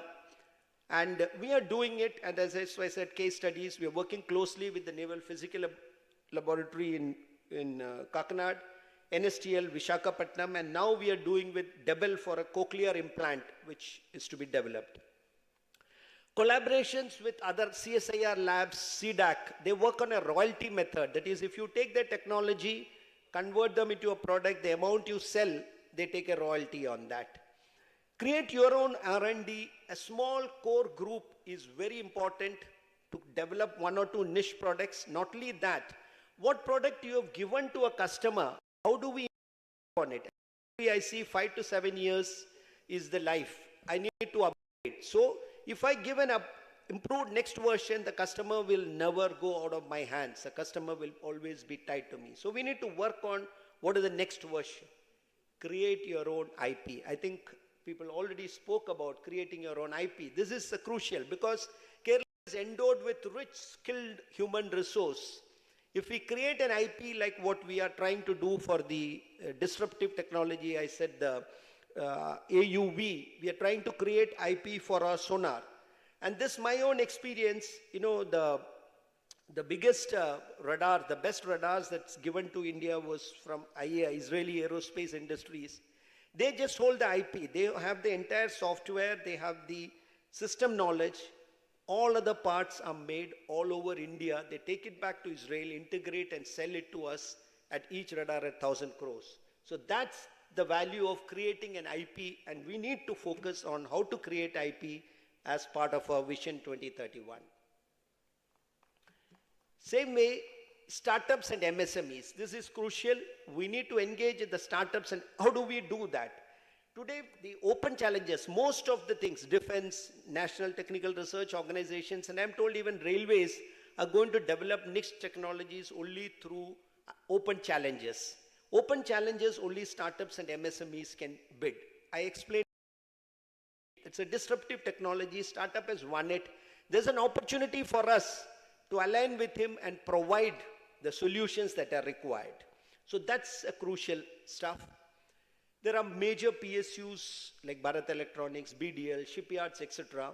How do we align with them or have an MOU to do some manufacturing which they have a capacity constraint, or a subsystem which they would want a better performing subsystem? And that's the area we are focusing. Similarly on electronics case and NSIL. Having said that, I mentioned initially how to make in Kerala for India, and also make in Kerala for outside world. This is easy to say, but a very difficult proposition. There are countries which operate similar systems that we do operate. We found a Southeast Asian country which operates similar equipment like a Russian submarine like us. So we have been fortunate that we could tie up, and the Honorable Minister just mentioned, we struck 2 contracts with that country through a strategic partner, and we are executing it. These are the spin-offs that have come because we did a lot of work in that sonar which I spoke about. So, and if you hold the IP, it's, you know, a game changer. While to achieve all this, most important thing I feel, and many have spoken about, is the human resource.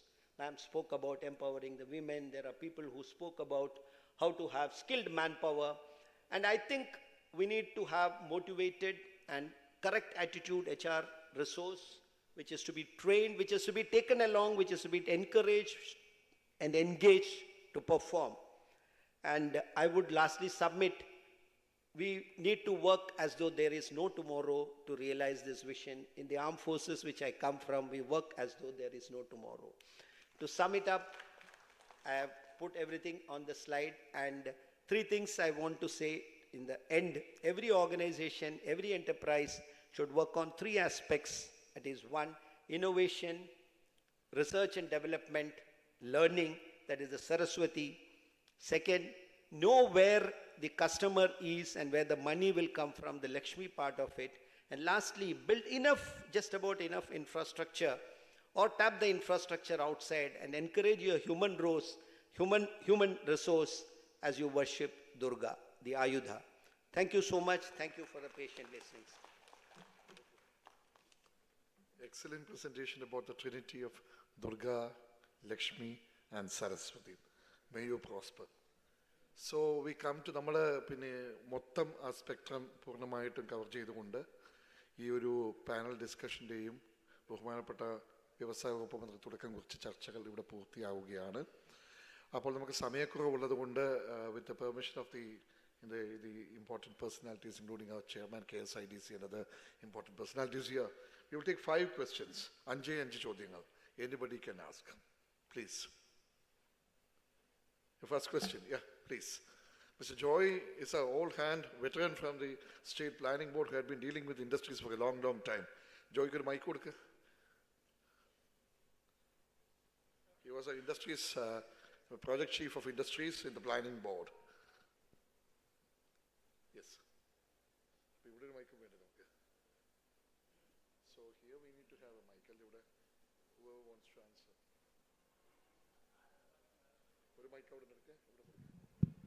Sir, good evening.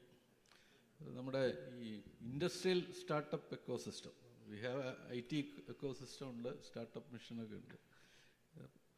Industrial startup എക്കോസിസ്റ്റത്തിന് വേണ്ടി how can you think of funding, mentorship and incubation? Sir, clear question goes straight to the chairman KSIDC. In a straight question.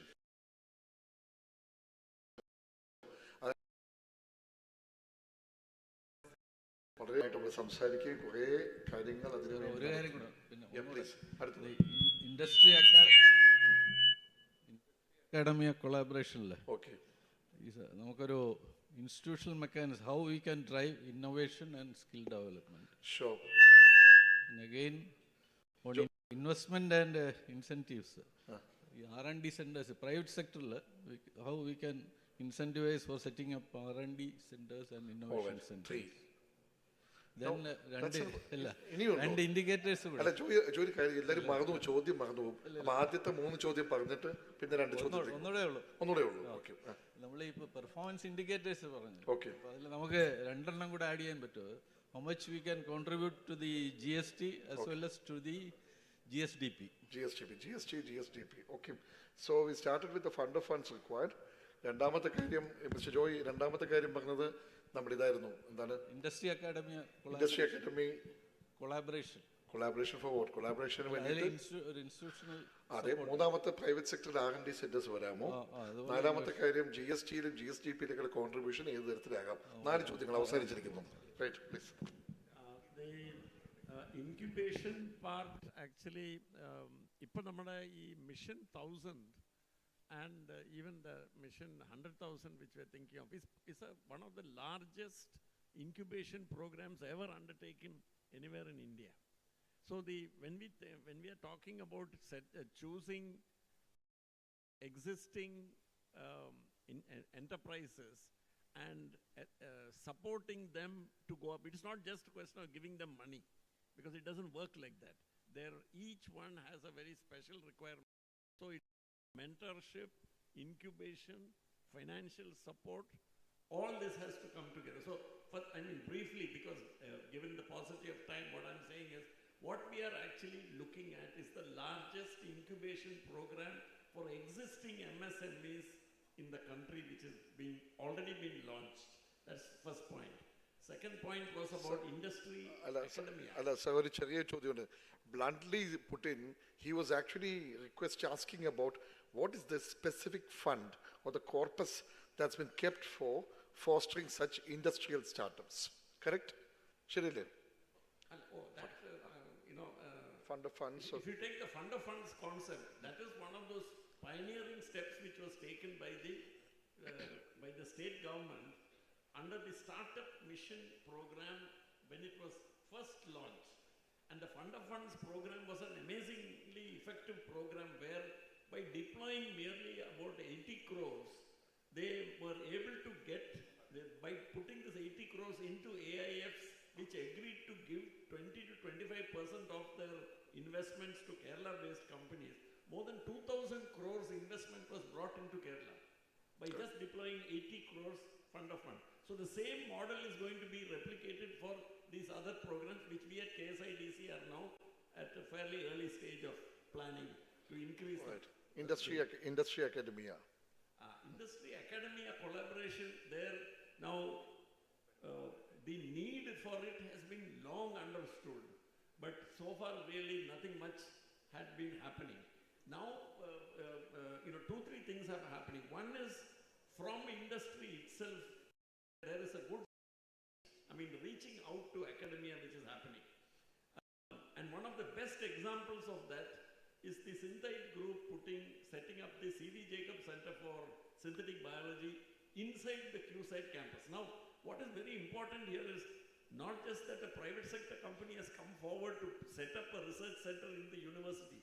I think the more interesting thing is that the university was willing to accept such a proposal from the private sector industry. And that is actually the biggest barrier which we have overcome in this particular.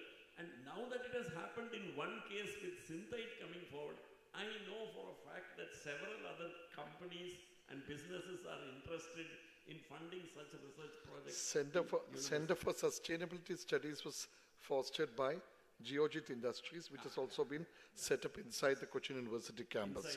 More to follow. That's the kind of, success ultimately comes in when you follow success stories. I hope the Center for Synthetic Science, Synthetic Biology, which has been established by the Synthite Industries inside the CUSAT campus, is a harbinger of so many good things to happen. The third question was a private R&D centers, if it is possible or not. Yeah, see, our problem is... Sriraj could also... Yeah, I think I'll probably give it to Sriraj. Just before that, I would say, the problem is it possible? Of course it is possible. It's not only Kerala. The problem is that India, which has 0.65% of GDP spending on R&D, out of that pathetically low figure, only 30% comes from private corporate sector. The rest of it is government. So there is a serious lacuna and a gap here, and I can't understand that because, as a former MSME person, I set up and ran an MSME for many years. What we discovered is that the highest ROI which an MSME can get is, and in spite of that, why do we wait for a tax incentive to come? When your highest ROI is from R&D, everybody should spend on R&D. But I'm quite surprised that the private sector still doesn't spend. But anyway, I'll give it to... Sir, I think the major question is this. With so many corporates across the globe with Indian labels, finally the R&D sector has always been traditionally weak. We always believed in the philosophy of cut, copy, paste. Sriraj Gobi. In fact, private sector should work for, putting up strong R&D. And what we have done first instant is setting up a DSIR approved lab, and it was actually open for public forum. To give an example, last 6 months, there were 50 student community trained in our own industrial lab with free of charge. So that's actually a budding program where they will get industrial level training, and later we can actually take them as our employee. We need to do that. So for the last question of Mr. Joy's battery of questions, the fourth question, shouldn't we have 2 more factors going into? No. Into the ranking or what? The contribution. GST-യിലേക്കും GSDP-യിലേക്കുള്ള കോൺട്രിബ്യൂഷനും കൂടെ കണക്കിലെടുത്തുകൊണ്ട് ഇൻഡിക്കേറ്റേഴ്സായി കണക്കൂട്ടുകൂടെ. അത് overall സ്റ്റേറ്റിൻ്റെതാണോ ഉദ്ദേശിക്കുന്നത്? അല്ലല്ല, അതിൽ GST എന്ന് പറയുന്നത് ഇല്ല, actually എനിക്ക് തോന്നുന്നത് കൺഫ്യൂഷൻ ആയിട്ടില്ല. ഇത് രണ്ട് പിന്നെ GST എന്ന് പറയുമ്പോൾ ultimately it's a sharing mechanism which happens. It's GST, CGST and IGST together. Now let us look at a composite one. Overall, I already mentioned that our contribution for manufacturing to GDP is very low. So definitely that is a measure. It's a measure actually. So what is the standard that we need to fix? Currently the highest is with around 7%.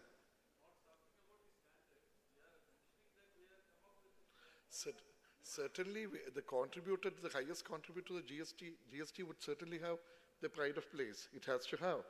And next question is about the state GDP contribution. How much it contributes to state GDP. Naturally, the production goes.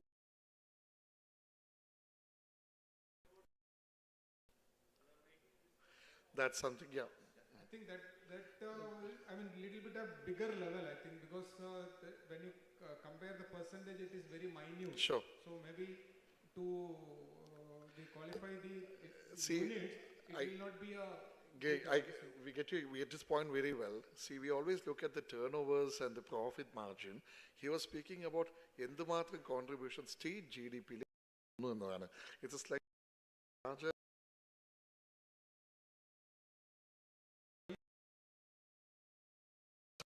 Certainly, Mr. Joy's discussion, we will certainly have to have a larger platform also. Yeah. That I can answer. Skill University, we already had discussions with Hyderabad and Odisha about it. It is like the framework is made by the government. At the same time, the private sector and the government sit together and understand as to what kind of courses to be made, the faculty to be selected, and then finally the industry that sponsors such courses definitely takes the initiative to bring in those well-trained individuals to their industry. That's what. Yes, sir, thank you. Next question. Yeah. Joy's question. Hi, my name is Vikas Agarwal. I run a consortium called BNI, which is Business Network International. Sure. All over Kerala, there are 7,000 BNI members. How can we contribute to this vision that you have of 100,000, entrepreneurs, or maybe the 100 crore club also? What is the plan to action? I want to, add to that because we will get our entire community together. Sure. From the BNA, you can certainly make your contributions to the Kerala State Industrial Development Corporation. The officers are here, and it would be our pleasure to see to it that your valuable contributions, suggestions, criticisms are definitely factored in when we go for policy decisions. Sure. Last question of the day. Yes, Commander Suresh. Yeah. See, Balagopal sir is there. Then we have Varghese and others are there. Good evening, sir. I just want, most of the speakers here focused on creating high value jobs for Vision 2031. I just see a small flip side to that. Only a certain amount of, a limited amount of population can get into these high skill jobs. Won't this go against the demographic dividend and push more people into the social welfare net? Good question.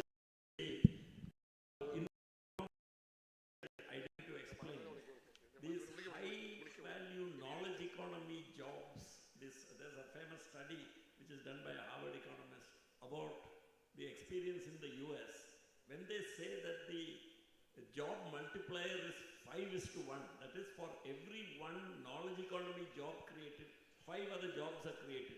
Those 5 other jobs are not high capacity, high skill, high-end jobs.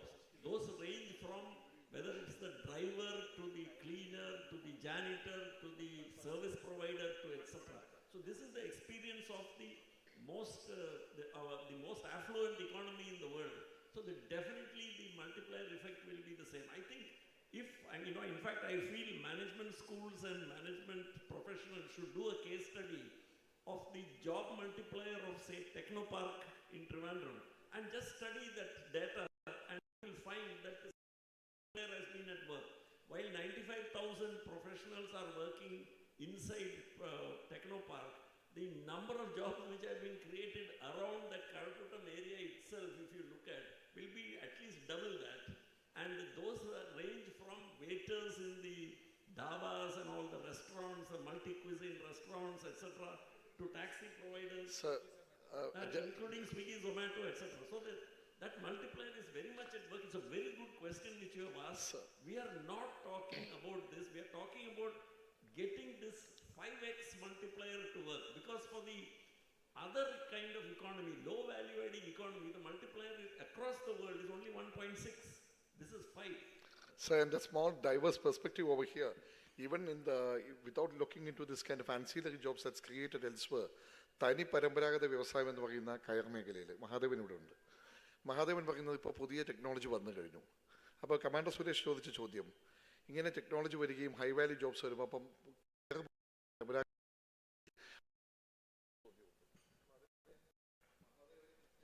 മഹാദേവന് കൃത്യമായിട്ട് അതിന് ഉത്തരവുണ്ട്. ഈ 1 കോടി മുടക്കി കഴിഞ്ഞാൽ എത്ര ജോലി വരും എന്നുള്ളതാണ് ഇതിൻ്റെ അകത്തൊരു ക്വസ്റ്റ്യൻ. പരമ്പരാഗതമായിട്ടുള്ള കയർ വ്യവസായത്തിലാണെന്നുണ്ടെങ്കിൽ ഒരു 10 crores ടേൺ ഓവർ ഉണ്ടെന്നുണ്ടെങ്കിൽ തന്നെ ഒരു 250 പേർക്ക് ഈസിലി ഡയറക്റ്റ് ആയിട്ട് ജോലി എടുക്കാൻ പറ്റും. അപ്പം ഞാൻ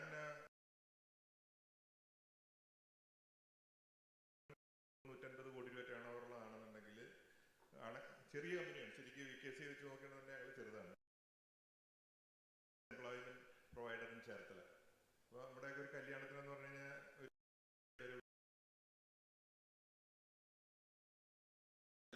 കല്യാണത്തിന് തീർച്ചയായിട്ടും ഒരു ചോദ്യം കൂടി ആവാം. ജയശങ്കർ എന്തോ ഒരു ചോദ്യം ചോദിക്കാൻ വേണ്ടി ഇരിക്കുകയായിരുന്നല്ലേ? ഇല്ല, കുഴപ്പമില്ല. Anybody else? Any office over here? Yes please. ശരി, ഇതോടുകൂടി അവസാനിക്കുകയാണ് കേട്ടോ. ഈ ക്വസ്റ്റ്യൻ ഞാൻ ലേഖ മാഡത്തിനോടാണ് ചോദിക്കുന്നത്. എനിക്ക് തോന്നുന്നു ഈ ഇൻഡസ്ട്രി, ലേഖ മാഡം വർക്ക് ചെയ്യുന്ന ഇൻഡസ്ട്രി എന്ന് പറയുന്നത് വളരെ ഇമ്പോർട്ടൻറ്റും ക്രൂഷ്യലുമായിട്ടുള്ളൊരു ഇൻഡസ്ട്രിയാണ്, ട്രാൻസ്ഫോമർ ആൻഡ് സ്വിച്ച് ഗിയേഴ്സ്. എൻ്റെ ഒരു ചോദ്യം, എങ്ങനെയാണ് ഈ ഇൻഡസ്ട്രി തുടങ്ങാനുള്ളൊരു കാരണം? തുടങ്ങിയപ്പോഴുണ്ടായിരുന്ന പ്രശ്നങ്ങൾ എന്തൊക്കെയായിരുന്നു? ഇപ്പോൾ ഗവൺമെൻറ് സപ്പോർട്ട് എങ്ങനെയാണ്? വിമൻസിന് ഈ ജോലിയായിട്ട്, ഈ ഇൻഡസ്ട്രിയിലെ ജോലിയായിട്ട് എങ്ങനെ നമുക്ക് പാർട്ടിസിപ്പേറ്റ് ചെയ്യാം? ഒരു എംപ്ലോയബിലിറ്റി എങ്ങനെയാണ്? ഞാൻ തുടങ്ങിയത് എങ്ങനെയാണെന്ന് പറയണമെങ്കിൽ എനിക്ക് കുറച്ചധികം സമയം വേണ്ടി വരും. അത് ഇനിയൊരു അവസരത്തിലാവാൻ തോന്നും. ഞാൻ എൻജിനീയറിങ് കഴിഞ്ഞിട്ട് മാരേജ് കഴിഞ്ഞ് വരുമ്പോൾ എൻ്റെ ഹസ്ബൻഡ് ചെറിയ ട്രാൻസ്ഫോമേഴ്സ് ഉണ്ടാക്കുന്ന, കറണ്ട് ട്രാൻസ്ഫോമേഴ്സ് ഉണ്ടാക്കുന്ന അലുമിനിയൻ്റെ ഒരു അലുമിനിയം ഇൻഡസ്ട്രീസ് അറിയും, അതിൻ്റെ ഒരു ആക്സിലറി യൂണിറ്റ് ആയിട്ടാണ് ഞങ്ങളുടെ തുടക്കം. പിന്നെ അതിൽ നിന്ന് അപ്ഗ്രഡേഷൻ വന്ന് ഡിസ്ട്രിബ്യൂഷൻ ട്രാൻസ്ഫോമറിലേക്ക് മാറുകയാണ് ചെയ്തത്. ഇൻ 2007 ആ പേരൻറ്റ് കമ്പനിയിൽ നിന്ന് മാറിയിട്ട് മൈ ഓൺ ബ്രാൻഡ് ഞങ്ങൾ തുടങ്ങുകയാണ് ചെയ്തത്. അതാണ് റെസിടെക് എന്ന് പറഞ്ഞത്. ഇപ്പം 19 ഇയേഴ്സായി. ടോട്ടലി ഞാൻ 37 ഇയേഴ്സായി ഇൻഡസ്ട്രിയിൽ നിൽക്കുന്നു. അത് എന്തുകൊണ്ട് ഞാനിപ്പം എൻജിനീയറിംഗ് കഴിഞ്ഞ് ഇറങ്ങിയപ്പോഴും ഇത് തന്നെ തുടങ്ങുമെന്ന് വിചാരിച്ച് വന്നതല്ല. It so happen I join that company. അവിടുന്ന് പിന്നെ ഡെവലപ്പ് ചെയ്ത് വന്നു, വീണ്ടും സ്വന്തമായിട്ടൊരു ബ്രാൻഡ് തുടങ്ങി, അങ്ങനെയാണ് വന്നത്. ഇതിൽ ഇനീഷ്യൽ 89 ഞങ്ങൾ തുടങ്ങിയത്. അന്ന് ഗവൺമെൻറ് സപ്പോർട്ട് അതിൻ്റെ ഇതിലോ PPT-യിലുണ്ടായിരുന്നു. അന്ന് ഗവൺമെൻറ് സപ്പോർട്ട് ഇന്നത്തെ വെച്ചിട്ട് നമുക്ക് കമ്പയർ ചെയ്യാൻ പോലും പറ്റില്ല. തീരെ സപ്പോർട്ടില്ലായിരുന്നു എന്ന് തന്നെ പറയണം. ഇപ്പോഴത്തെ സ്റ്റേജിലെത്തി നിൽക്കുമ്പോഴുള്ള സപ്പോർട്ട് ഇപ്പം എന്തുകൊണ്ടും ഒരു ഇൻഡസ്ട്രിക്ക് പറ്റിയൊരു സിറ്റുവേഷനാണ് കേരളത്തിലുള്ളത്. അത്രയും നല്ല സപ്പോർട്ടീവായിട്ട് from minister level to sir അങ്ങനെ വന്നു കഴിഞ്ഞാൽ ഇപ്പോൾ ഇവിടെ ആരോ പറയേണ്ടത്, എന്നാൽ ലോവർ ലെവൽ സ്റ്റാഫ് വരെ അത്രയും സപ്പോർട്ടീവാണ് നമുക്ക്. നമ്മളെ ചേർത്ത് പിടിക്കുന്ന ഒരു സിറ്റുവേഷനാണ് ഇപ്പോൾ ഉള്ളത്. നമുക്ക് ഇപ്പോൾ ഒരു ഇൻഡസ്ട്രി തുടങ്ങാൻ വളരെയധികം അനുയോജ്യമായിട്ടുള്ളൊരു സിറ്റുവേഷനാണ് കേരളത്തിലുള്ളത്. അന്നൊരിക്കലും ഞാനൊക്കെ ഇൻഡസ്ട്രി തുടങ്ങിയാൽ ലോണിന് വേണ്ടിയിട്ട് എറണാകുളം ടു ട്രിവാൻഡ്രം ഷട്ടിൽ അടിച്ചിട്ടുണ്ട്. എന്നിട്ടും ലോൺ തന്നില്ല. അവസാനം ഞങ്ങൾ KSIDC നിന്നാണ്, അന്ന് KSIDC ലോൺ എടുക്കണമെങ്കിൽ എനിക്ക് തോന്നുന്നു 1 കോടി രൂപ കൂടുതലുള്ള ലോൺ വേണം. അന്ന് ഞങ്ങളെ സംബന്ധിച്ചത് വലിയ എമൗണ്ട് ആയിരുന്നു. ഞങ്ങൾ അപ്രോച്ച് ചെയ്ത ഒരു ഇൻസ്റ്റിറ്റ്യൂഷനും ഞങ്ങൾക്ക് ലോൺ തന്നിരുന്നില്ല. ഒരു പ്രൈവറ്റ് സെക്ടറിൽ ഒരു ട്രാൻസ്ഫോമർ അവർക്ക് അന്നതിന് അക്സെപ്റ്റ് ചെയ്യാനൊരു ബുദ്ധിമുട്ടായിരുന്നു. അങ്ങനെ 1 crore എടുത്തപ്പോൾ ഏതാണ്ട് ഇങ്ങനെ തലയുടെ മുകളിൽ വാള് തൂങ്ങിക്കിടക്കുന്ന അവസ്ഥയിലായിരുന്നു. പക്ഷേ ഞങ്ങൾ എടുത്തു വന്നത്. അങ്ങനെ ആദ്യമൊക്കെ ഒത്തിരി പ്രശ്നങ്ങളുണ്ടായിരുന്നു. പിന്നെ ഒരു 2000 കൂടിയാണ് അത് ഒരു പോസിറ്റീവ് ഗ്രാഫ്, അപ്വേർഡ് ഗ്രാഫ് കാണിച്ചു തുടങ്ങിയത്. അങ്ങനെ 2007 സ്റ്റിൽ എനിക്ക് മാറേണ്ടി വന്നു. മാറുന്ന സിറ്റുവേഷനിൽ എന്നെ എല്ലാവരും ഉപദേശിച്ചതാണ്, ഇനി ഒരു ഇൻഡസ്ട്രിക്ക് പോകരുത്, ജോലി എവിടെയെങ്കിലും നോക്കി പോകുക, അതാണ് നിനക്ക് നല്ലതെന്ന്. പക്ഷേ എനിക്കറിയാവുന്ന ഒരു തൊഴിലായതുകൊണ്ട് ഞാൻ വീണ്ടും ഒരു ഇൻഡസ്ട്രി സ്റ്റാർട്ട് ചെയ്യുകയാണ് ചെയ്തത്. അങ്ങനെയാണ് അതിൽ നിന്ന് ഞാൻ ഇന്നിവിടെ എത്തി നിൽക്കുന്നുണ്ട്. 17 വർഷം സ്വന്തം ബ്രാൻഡിൽ. ഞാൻ നേരത്തെ പറയണമെന്ന് വിചാരിച്ചൊരു കാര്യമാണ്, ഇവിടെ പലരും സംസാരിച്ചോ പറഞ്ഞു, ഞങ്ങൾ സൗത്ത് ഇന്ത്യയിൽ ഞങ്ങൾ മാത്രമാണ് ഡിഫൻസിലേക്ക് അപ്രൂവൽ ഉള്ള ഒരു കമ്പനി ഫോർ ട്രാൻസ്ഫോമർ. അപ്പോൾ ആ ലെവലിൽ എന്നെപ്പോലെ ഒരു സ്ത്രീക്ക് എത്താൻ പറ്റുമെങ്കിൽ ഇവിടെ ഇരിക്കുന്നതും കേരളത്തിലെ എല്ലാ സ്ത്രീകൾക്കും കുറച്ചൊരു വിൽ പവറും ഫാമിലി സപ്പോർട്ട്, അത് പറയുമ്പോൾ പല സ്ത്രീകളും എന്നോട് അക്സെപ്റ്റ് ചെയ്യാറില്ല, പക്ഷെ അത് വേണം, നമുക്കില്ലാണ്ട് പറ്റില്ല സ്ത്രീക്ക്. അങ്ങനെ വന്നതാണ്. എൻ്റെ കമ്പനിയിൽ ഇലക്ട്രിക്കൽ വയറിങ് ചെയ്യുന്നത്, ട്രാൻസ്ഫോമറിൻ്റെ അസംബ്ലി ചെയ്യുന്നത് മെജോറിറ്റിയും സ്ത്രീകളുണ്ട്. മെജോറിറ്റി ഞാൻ പറയുന്നില്ല, മേ ബി ഈക്വൽ ആയിരിക്കും ചിലപ്പോൾ നമ്പർ എപ്പോഴും നോക്കിയാൽ. പക്ഷേ ആ സ്ത്രീകളെ ഞാൻ ട്രെയിൻ ചെയ്യിക്കുന്നുണ്ട്. വാക്യൂം സർക്യൂട്ട് ബ്രേക്കറിൻ്റെ പാനൽ വയറിങ്, HT പാനലാണ് ഞങ്ങളുടെ. പാനൽ വയറിങ് വരെ സ്ത്രീകൾ ചെയ്യുന്നുണ്ട്. ഇപ്പോൾ ട്രാൻസ്ഫോമർ അസംബ്ലി സ്ത്രീകൾ ചെയ്യുന്നുണ്ട്. ഇങ്ങോട്ട് ചോദിക്കും, എന്നെ അത് പഠിപ്പിച്ചു തരുമോ, ഞാനത് ചെയ്യാമെന്ന് പറഞ്ഞ് വോളണ്ടിയർ ചെയ്ത് വരുന്ന സ്ത്രീകളാണ് എൻ്റെ കൂടെ ഉള്ളത്. എൻ്റെ ഓഫീസ് സ്റ്റാഫും എനിക്ക് പ്രൗഡ്ലി പറയാം, ബെറ്റർ ദാൻ, ഞാൻ ആരെയും ഇതായിട്ട് പറഞ്ഞില്ല, ഡെഡിക്കേഷൻ കൂടുതൽ കാണിക്കുന്ന സ്ത്രീ ഓഫീസേഴ്സാണ് എൻ്റെ കൂടെ ഉള്ളത്. Thank you. ശ്രീമതി ലേഖ ബാലചന്ദ്രൻ അവരുടെ ഉദാഹരണത്തിലൂടെ, ദൃഷ്ടാന്തത്തിലൂടെ എത്രമാത്രം കാതങ്ങൾ പിന്നിട്ട് ഇത്രയും നല്ല നിലയിലെത്തിയെന്നും എത്രത്തോളം ഇത് സുസാധ്യമാണെന്നും ഇവിടെ തെളിയിക്കുകയാണ്. So we come to the end of the interactive session as well. നമ്മൾ ഒടുവിൽ നമ്മുടെ പൂർണ്ണമായിട്ടുള്ള ഉപസംഹാരത്തിലേക്ക് പോവുകയാണ്. സംഹാരം എന്ന് പറയുന്നത് ശരിയല്ലല്ലോ. നമ്മളിവിടെ ബഹുമാനപ്പെട്ട വ്യവസായ വകുപ്പ് മന്ത്രിയുടെ അവതരണത്തിന് മുൻപേ തന്നെ 2031 ഒരു പ്രതീക്ഷാനിർഭരമായിട്ടുള്ള ഒരു നോട്ടം ഇവിടെ ഒരു ദൃശ്യ അവതരണമുണ്ടായി. ഇന്ന് നമ്മുടെ പൊതുമേഖലാ സ്ഥാപനങ്ങൾ മുതൽ കയർ, ഖാദി മുതലായ കശുവണ്ടി മുതലായ പരമ്പരാഗത മേഖല വരെയുള്ള ഇടങ്ങളിൽ നമുക്ക് ഉണ്ടാക്കിയെടുക്കുവാൻ പറ്റിയ മാറ്റവും അതിനി മുന്നോട്ട് പോകാൻ ഏത് രീതിയിലാണ് ഉദ്ദേശിക്കുന്നത് എന്നതിൻ്റെ ഒരു പരിപ്രേക്ഷ്യം, ഒരു പെർസ്പെക്റ്റീവും അവതരിപ്പിച്ചതിന് ശേഷമാണ് ബഹുമാനപ്പെട്ട വ്യവസായ വകുപ്പ് മന്ത്രി സംസാരിച്ചത്. മുഖ്യമായിട്ടും നമ്മൾ കണ്ടൊരു കാര്യം, ബഹുമാനപ്പെട്ട വ്യവസായ വകുപ്പ് മന്ത്രി സംസാരിച്ചതിന് ശേഷം പിന്നീട് Shri V Namasivayam member state planning ബോർഡും അതിനുശേഷം Shri VKC Razak chairman managing director VKC ഗ്രൂപ്പും കോൺഫെഡറേഷൻ ഓഫ് ഇന്ത്യൻ ഇൻഡസ്ട്രി കേരളയുടെ ചെയർമാനുമായ ശ്രീ VKC റസാഖും കേരള സ്റ്റേറ്റ് ഇൻഡസ്ട്രിയൽ ഡെവലപ്മെൻറ്റ് കോർപ്പറേഷൻ്റെ managing chairman Shri C Balagopal, senior vice president managing director Shri അതുപോലെ ഇന്ത്യൻ ഇൻസ്റ്റിറ്റ്യൂട്ട് ഓഫ് ടെക്നോളജി ഡൽഹിയുടെ പ്രൊഫസർ ജെയിൻ ജോസ് തോമസ്, പഴയ പ്ലാനിംഗ് ബോർഡ് മെമ്പർ കൂടിയായ ശ്രീ ജെയിൻ ജോസ് തോമസും, Shrimati Rekha Balachandran, director Resitech transformers switch ഗിയേഴ്സും, കെൽട്രോൺ MD ശ്രീ ശ്രീകുമാരൻ നായരും, അതുപോലെ ട്രാവൻകോ കൊക്കോട്ടഫ്റ്റിൻ്റെ മാനേജിംഗ് ഡയറക്ടർ ശ്രീ മഹാദേവനും, അതുപോലെ doctor Sreeraj Gopi molecular biolabs ലിമിറ്റഡിൻ്റെ മാനേജിംഗ് ഡയറക്ടറും എല്ലാവരും സംസാരിച്ചു. പൊതുവായിട്ട് നമ്മൾ ഉയർന്നു വന്നിരിക്കുന്ന ഉരുത്തിരിഞ്ഞ ആശയങ്ങൾ ഇതുവരെ 2031 വേണ്ടി നാം രൂപം കൊടുത്തിട്ടുള്ള the framework that we have created for 2031, that needs to be clearly brought into focus with the addition of the valuable points that have been put forth by the various speakers today. The first and foremost has been the kind of focus on knowledge-based economy and into deep tech and the clear, fine-tuned skilling requirements for the youngsters of the day. This is especially so since Kerala as a society has already acquired 10% literacy in a generic way. It's not a question about being just literate. It's a question about the kind of skilling requirement and the skill development that's required. And for that, we propose that rather as a kind of a qualitative improvement on whatever Telangana has done in Hyderabad with the Skill University, we intend to go for the Skill University as well. The rare earth corridor really provides us with a great deal of opportunities. The rare earth, the minerals mission that's been created by the Government of India, and also the corridor that's been declared by the Government of India of Kerala between Trivandrum and Cochin. The shaping of the outcomes and value additions and a greater deal of convergence about the requirements of energy has become most important in the present times. If we are to really look at the carbon neutrality and the net zero objectives that we have in 2040 and 2050, we need to have the renewable energy policy in place as well. And the enterprise-led growth and the tech adoption and innovation are most important, and that's what Dr. Sriraj also emphasized a lot. Now look at it this way.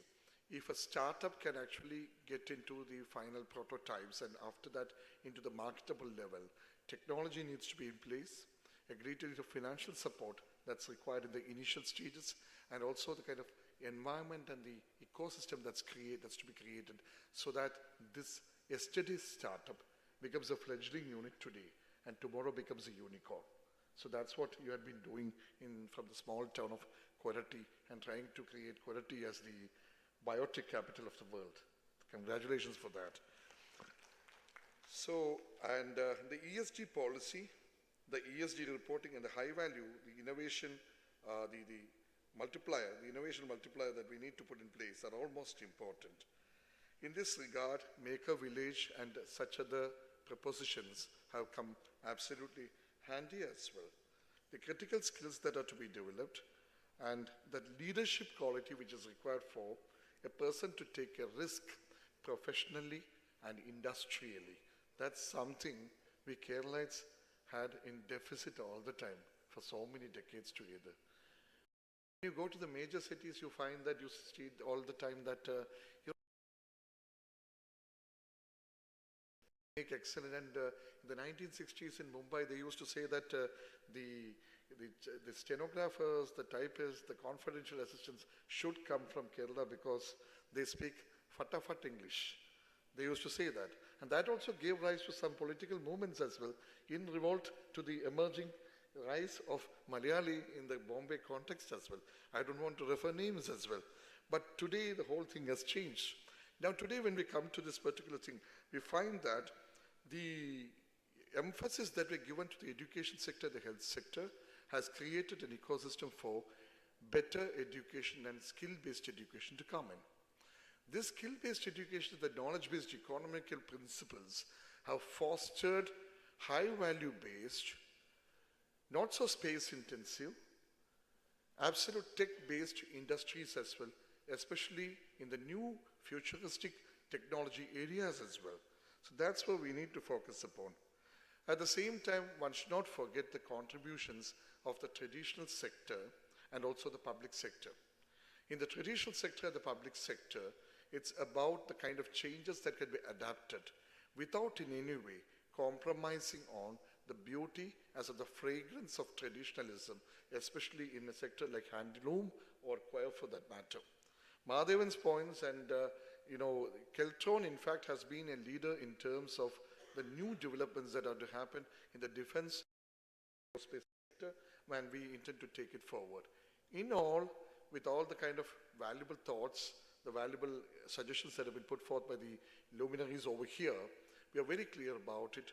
With the technological advancement in place, the excellent talent pool we have, the greater skilling that we have to have, and also the better academic industry age, which should lead to more and more centers of excellence as well. Keltron has also taken a step in this direction, I know. Now, that has to happen. Apart from that, there is a question about the kind of integration with the global market and also the changing pace of development in the science and technology sector across the globe. That has to be captured. This is particularly a challenge for the public sector units because the products that you make products that you make are for the customers. And it is based on the customer will and the customer interest that the products are to be made, and not vice versa, stating that I am a public sector and I have made this product. Now you as a customer, you are bound to come and buy this particular thing. It need not happen hereafter. It only lead to kind of go downs of unused and unsold material, which we have in abundance in many parts of the state, which we tried our level best to liquidate as well. Annie would be laughing at it all the time when I refer to where this unused materials used to be kept in go downs as well. So the PSUs, the traditional sector, the modern sector, and the futuristic areas as well calls for concerted action based on whatever happened in the knowledge base that Kerala had created in the past, along with the skill development and the intertwining of the industry and academics that happens today, so that more startups, greater ideas, and greater global collaborations as well ultimately results in better R&D and not the cut, copy, paste R&D that many of our Indian giants prefer. We need to have a strengthened, absolutely durable and robust R&D sector to flourish and ultimately to take off. These are the kind of dreams with which we start off a journey for 2031. 2031-ലേക്കുള്ള യാത്രയിൽ ഈ രീതിയിലുള്ള സുന്ദരമായിട്ടുള്ള സ്വപ്നങ്ങൾ, പ്രതീക്ഷകൾ, ആ സുന്ദരമായ സ്വപ്നങ്ങളും പ്രതീക്ഷകളും ഒരർത്ഥത്തിലും നിരർത്ഥകങ്ങളല്ല, അല്ലെങ്കിൽ മായാമോഹനമല്ല. അതിലുപരിയായിട്ട് കൃത്യമായിട്ടുള്ള ആസൂത്രണവും അതിലുപരിയായി വ്യക്തമായിട്ടുള്ള പരിഭാഗമേകിയ മണ്ണും മനസ്സും അവയെല്ലാം ചേർന്നുകൊണ്ട് ഉണർന്ന് പ്രവർത്തിച്ചാൽ തീർച്ചയായും സുസാധ്യമാകുന്ന അസാധാരണമായിട്ടുള്ള സമ്മോഹനമായിട്ടുള്ള സ്വപ്നങ്ങളാണ്. ആ സ്വപ്നങ്ങൾ യാഥാർത്ഥ്യമാക്കുവാൻ വേണ്ടി ഈ യാത്രകൾ ഇവിടെ നിന്ന് ആരംഭിക്കാം എന്ന വാക്കുകളോടുകൂടി ഇന്നത്തെ ഈ പരിപാടി ഇവിടെ സമാപ്തി കുറിക്കുന്നെന്നും ഈ ചർച്ചകൾ തുടരുന്നുവെന്നും ശ്രീ ജോയിയുടെ ചർച്ചകൾ തീർച്ചയായിട്ടും നമുക്ക് ചായക്കോപ്പയിലേക്ക് പോകാമെന്നും കൂടി അറിയിച്ചുകൊണ്ട് ഇളയ വാക്കുകൾ ഉപസംഹരിക്കുന്നു. നന്ദി, നമസ്കാരം. ഒരു വാക്ക് ബാക്കി നിൽക്കുന്നു. ഞാൻ ഉപസംഹാരമായി പറയാൻ പാടുള്ളൂ എന്നറിയാം. അവിടെ നന്ദി പ്രമേയം അവതരിപ്പിക്കുന്നതിനായി ഔപചാരിക പ്രതാപിനെ ക്ഷണിച്ചുകൊള്ളുന്നു. നന്ദി, നമസ്കാരം.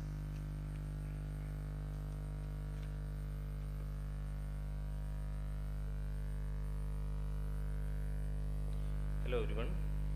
As we move towards the closure of this session, we wholeheartedly thank Sri P. Rajiv, Honorable Minister of Industries, Sri Mohammad Hashish, APM IAS,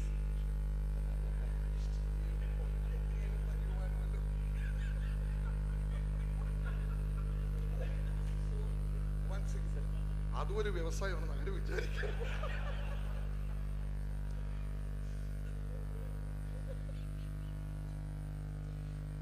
Sri Mohammad Hanish, APM IAS, Additional Chief Secretary of the Industries Department, our Honorable Member of State Planning Board, B. Namashivayam sir, and all our respected speakers, Mr. V. K.C. Rasak, Sri C.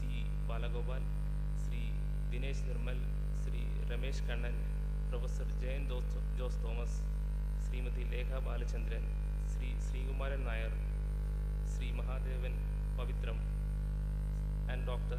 Sriraj Gopi, our other respected guests, delegates, officials of different departments, CDIT and management of this hotel O by Tamara to help materialize this session into a success. Thank you. I also take this opportunity to acknowledge the service rendered by our live translation software Bhashini, which is indigenously developed in India. That's all. Thank you. We have tea and snacks arranged outside.